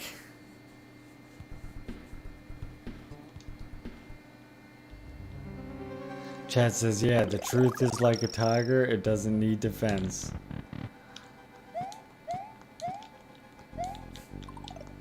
I mean, the whole theory about, you know, truth sticking with people and truth being eventually the only thing that isn't going to be uncovered by the winds of evidence, etc. I mean, that's exactly why DPRK, that's what DPRK's like ideological position is. What Kim Jong-un's like theory of media was. That as long as it's truthful, then it will be accepted by the people. If it's dishonest, then it won't be. It'll be rejected.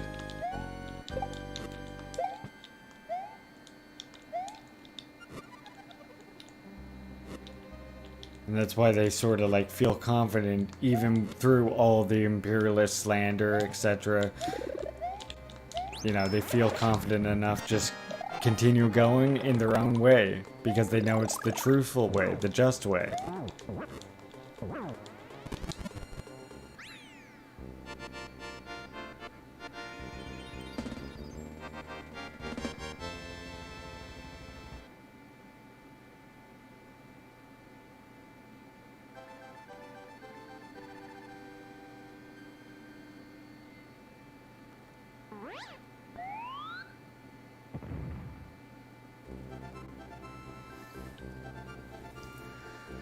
Chat says presentation is everything when it comes down to disseminating information online.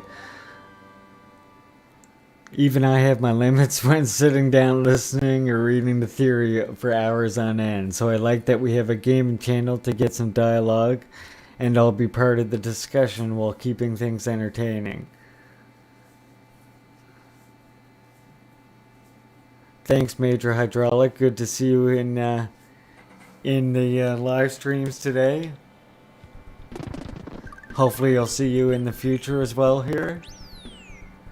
And yeah, that's why I decided to go for a second channel.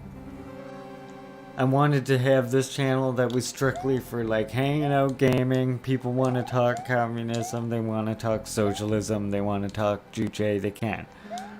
Or we can just, you know, shoot the shit. We can just discuss media, whatever we want, hobbies. And then the benefit to that is it also gives me fuel for like the main Juche Gang channel.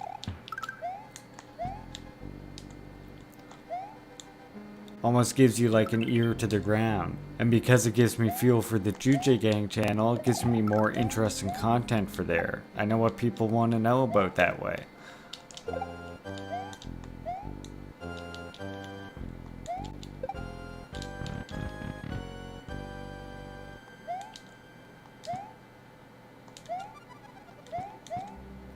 And yeah, theory is a hard thing to get across to people because it can be so boring, but if you talk about it in like a realistic context and don't make it sound like theory, you can talk about theory without even really knowing you are. It's just a matter of how you approach it to a certain degree, I think.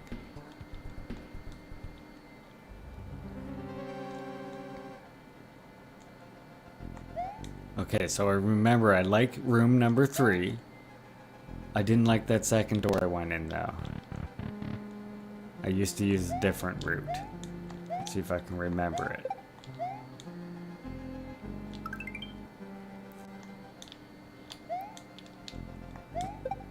I do remember this way, I did always take this.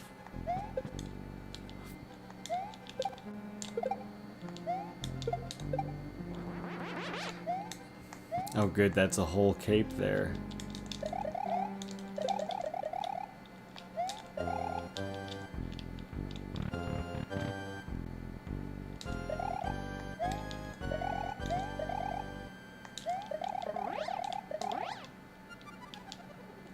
What's number 6 here?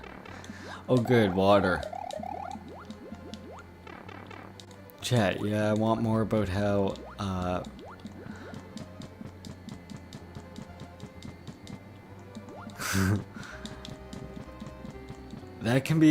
that's a hard thing to condense, is all the ways that, you know, proletarian one-party system is better.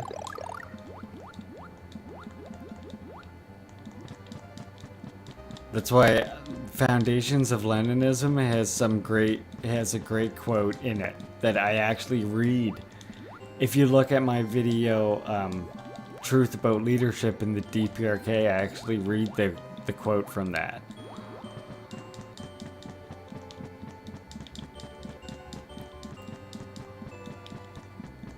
I mean, the funny thing is, like, with what you call the bourgeois multi-party or the bourgeois liberal democracy, what you have is all these different parties fighting for control so they can institute their own policies, right?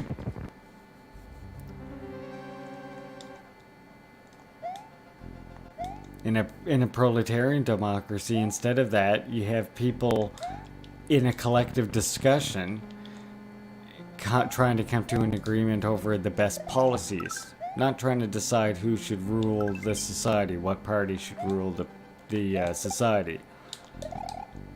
And while they're all voting for whatever policy they want, whatever the majority vote is, they all have to accept that, right?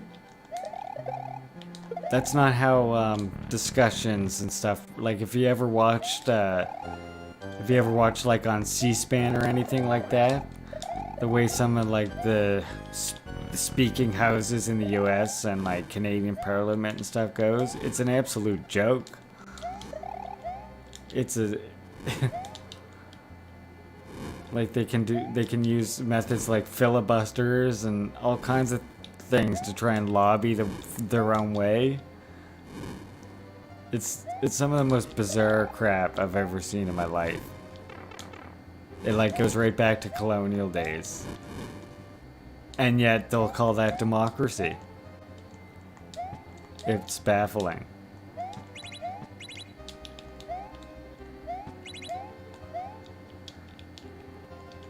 Meanwhile, like in DPRK, in the SPA, you know, they'll sit down and actually like discuss things that matter.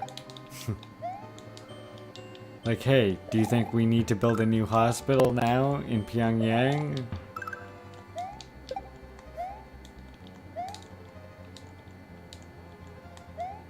Wow, I made it to Bowser.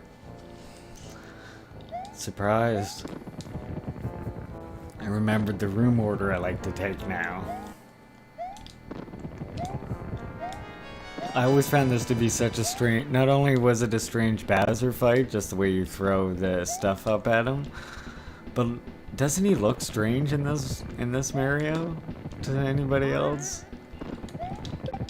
Like even not just compared to other Mario games, but even compare the look of him here to the way he looks in the artwork. He looks like a grim, like, darker version of himself here for some reason. I don't like it.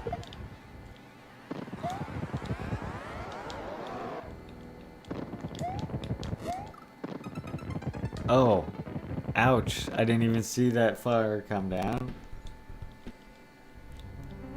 Well, that was crappy. Try and hang on to my cape this time. I'll get him this time. This won't be a repeat of Mario 3. I promise, Falcon. I cut the footage out of just me trying to do Bowser's Castle from Mario 3. It was like 28 minutes of just trying to beat Bowser's Castle.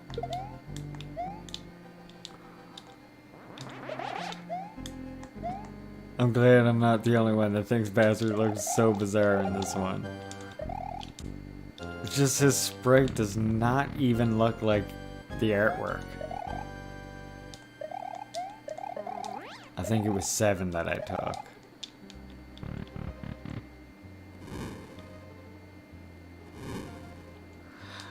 Oh, thanks, chat. Chat pointed out it wasn't fire that killed me. Which is, of course, why I didn't see fire kill me. Makes sense, right? Ah, of course I'd lose my cape again. Yeah, it wasn't the fire that hit me, though. It was the guy who was holding on to coming back to life. Doi. Yeah, I gotta kick that wind-up guy out of my hand. Got it.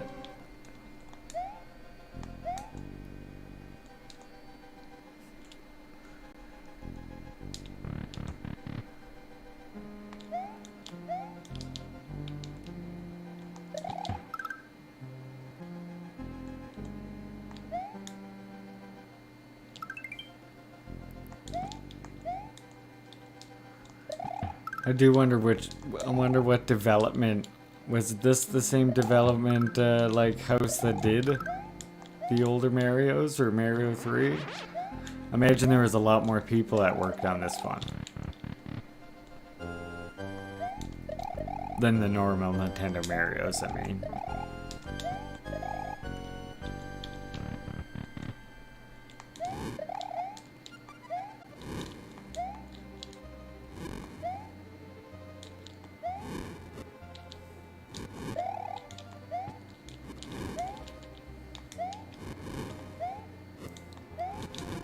There we go, at least I kept my cape through that part this time.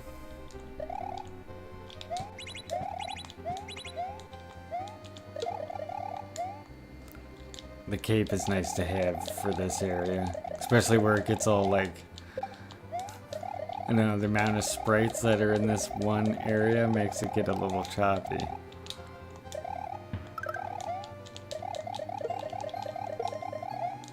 Here we go.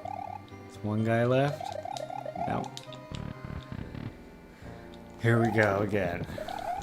This time, I won't hold on to the toys so long. They're like little toy Bowsers, right?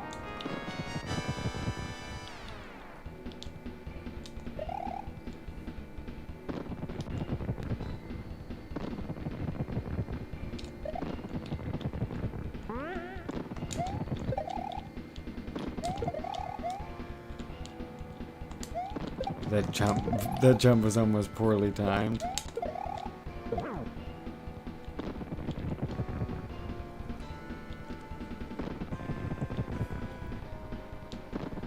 His clown car is so much bigger in this one than it becomes in future Mario games.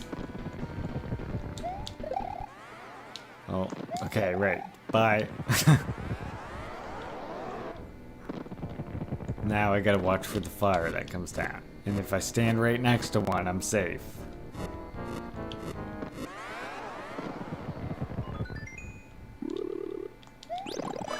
There, now I get a little bit of life insurance.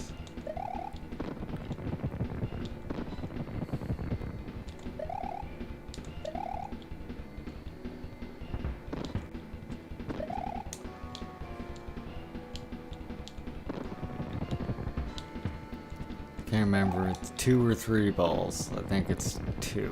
Now he's gonna shoot at the toys.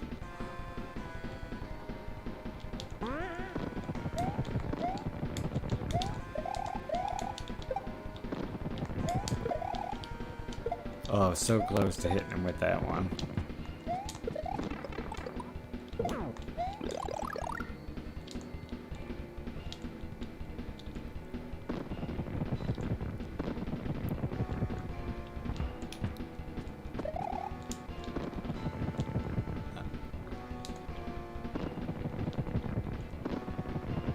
The Lenin book was State and Revolution, but you'll probably have an easier time finding about the difference if you look at Stalin's book, Foundations of Leninism.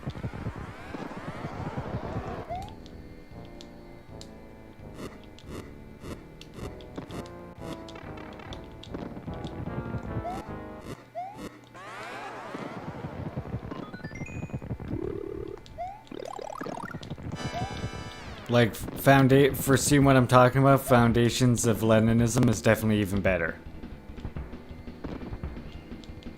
And it's by Stalin. He really makes it clear, though, it's hard not to recommend that book when it comes to learning about the proletarian state and the difference between, like, liberal bourgeois democracy.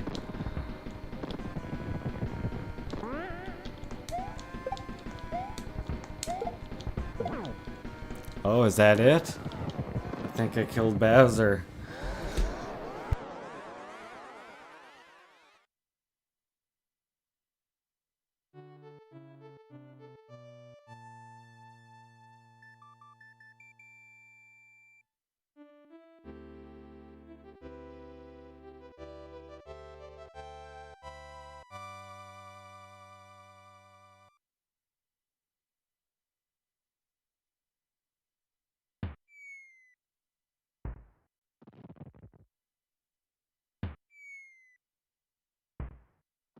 They're going to take a vacation.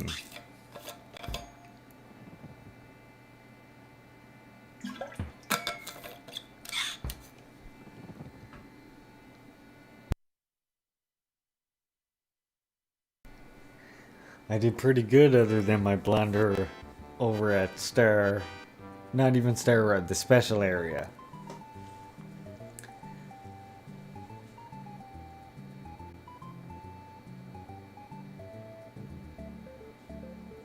They live happily ever after until the next game, when Peach tried to give Mario some cake and then got kidnapped by Bowser again, I guess.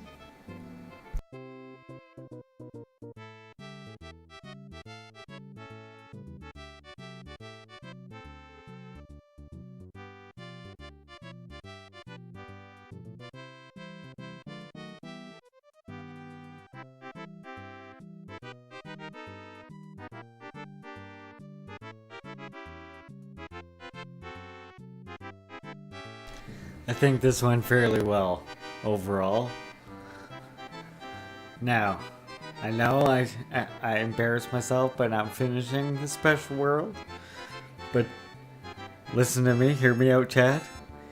Tomorrow is called what I like to call Tankful Tuesday, where I will be doing a mega stream of multiple video games.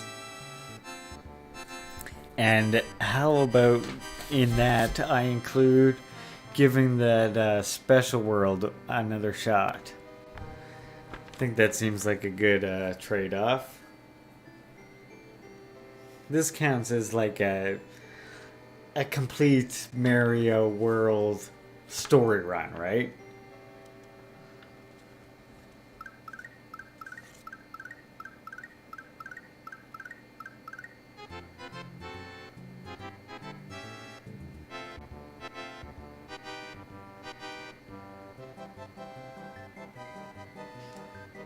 And Chad says, if you think about it, the first Mario is the last one. It's the only one I know where Bowser dies a true death. It's true, it's the only one you see him like really go into lava. Every other one he's like falls down a hole or he escapes somewhere. Or... Good point. So does that mean canonically the original Mario Brothers is actually the last Mario Brothers? Huh? Something to think about. Something to think about.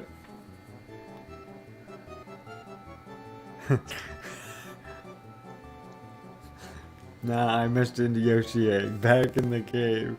Oh well. We're gonna count this as the story is completed. That Yoshi Egg will have to wait until Tankful Tuesday.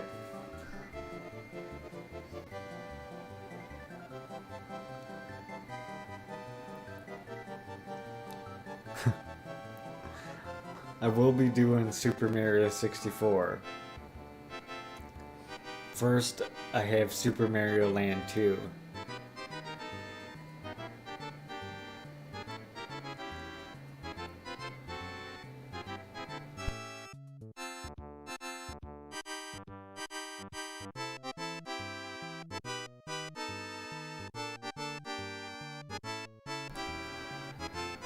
I think we killed an acceptable amount of Yoshis to get through this quest.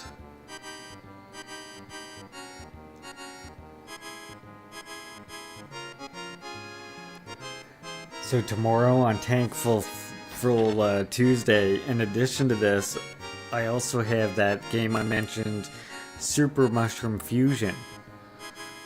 So that should be interesting. So I hope you'll all tune in tomorrow for that. I'm going to do that big mega live stream. I hope everybody in the chat now comes and hangs out. Chats it up with me about whatever you'd like to talk about. And anyone watching this later on, thank you for tuning in and watching my playthrough of Super Mario World. I apologize that I did not make it through the special zone, but when I do that on a separate stream one day, I will upload the clip of that in the same playlist as this video. That sounds like a good compromise to me. Alright, thank you everyone for watching, comrades and friends. Please tune in tomorrow. Yeah, great stream overall. Bye, everybody.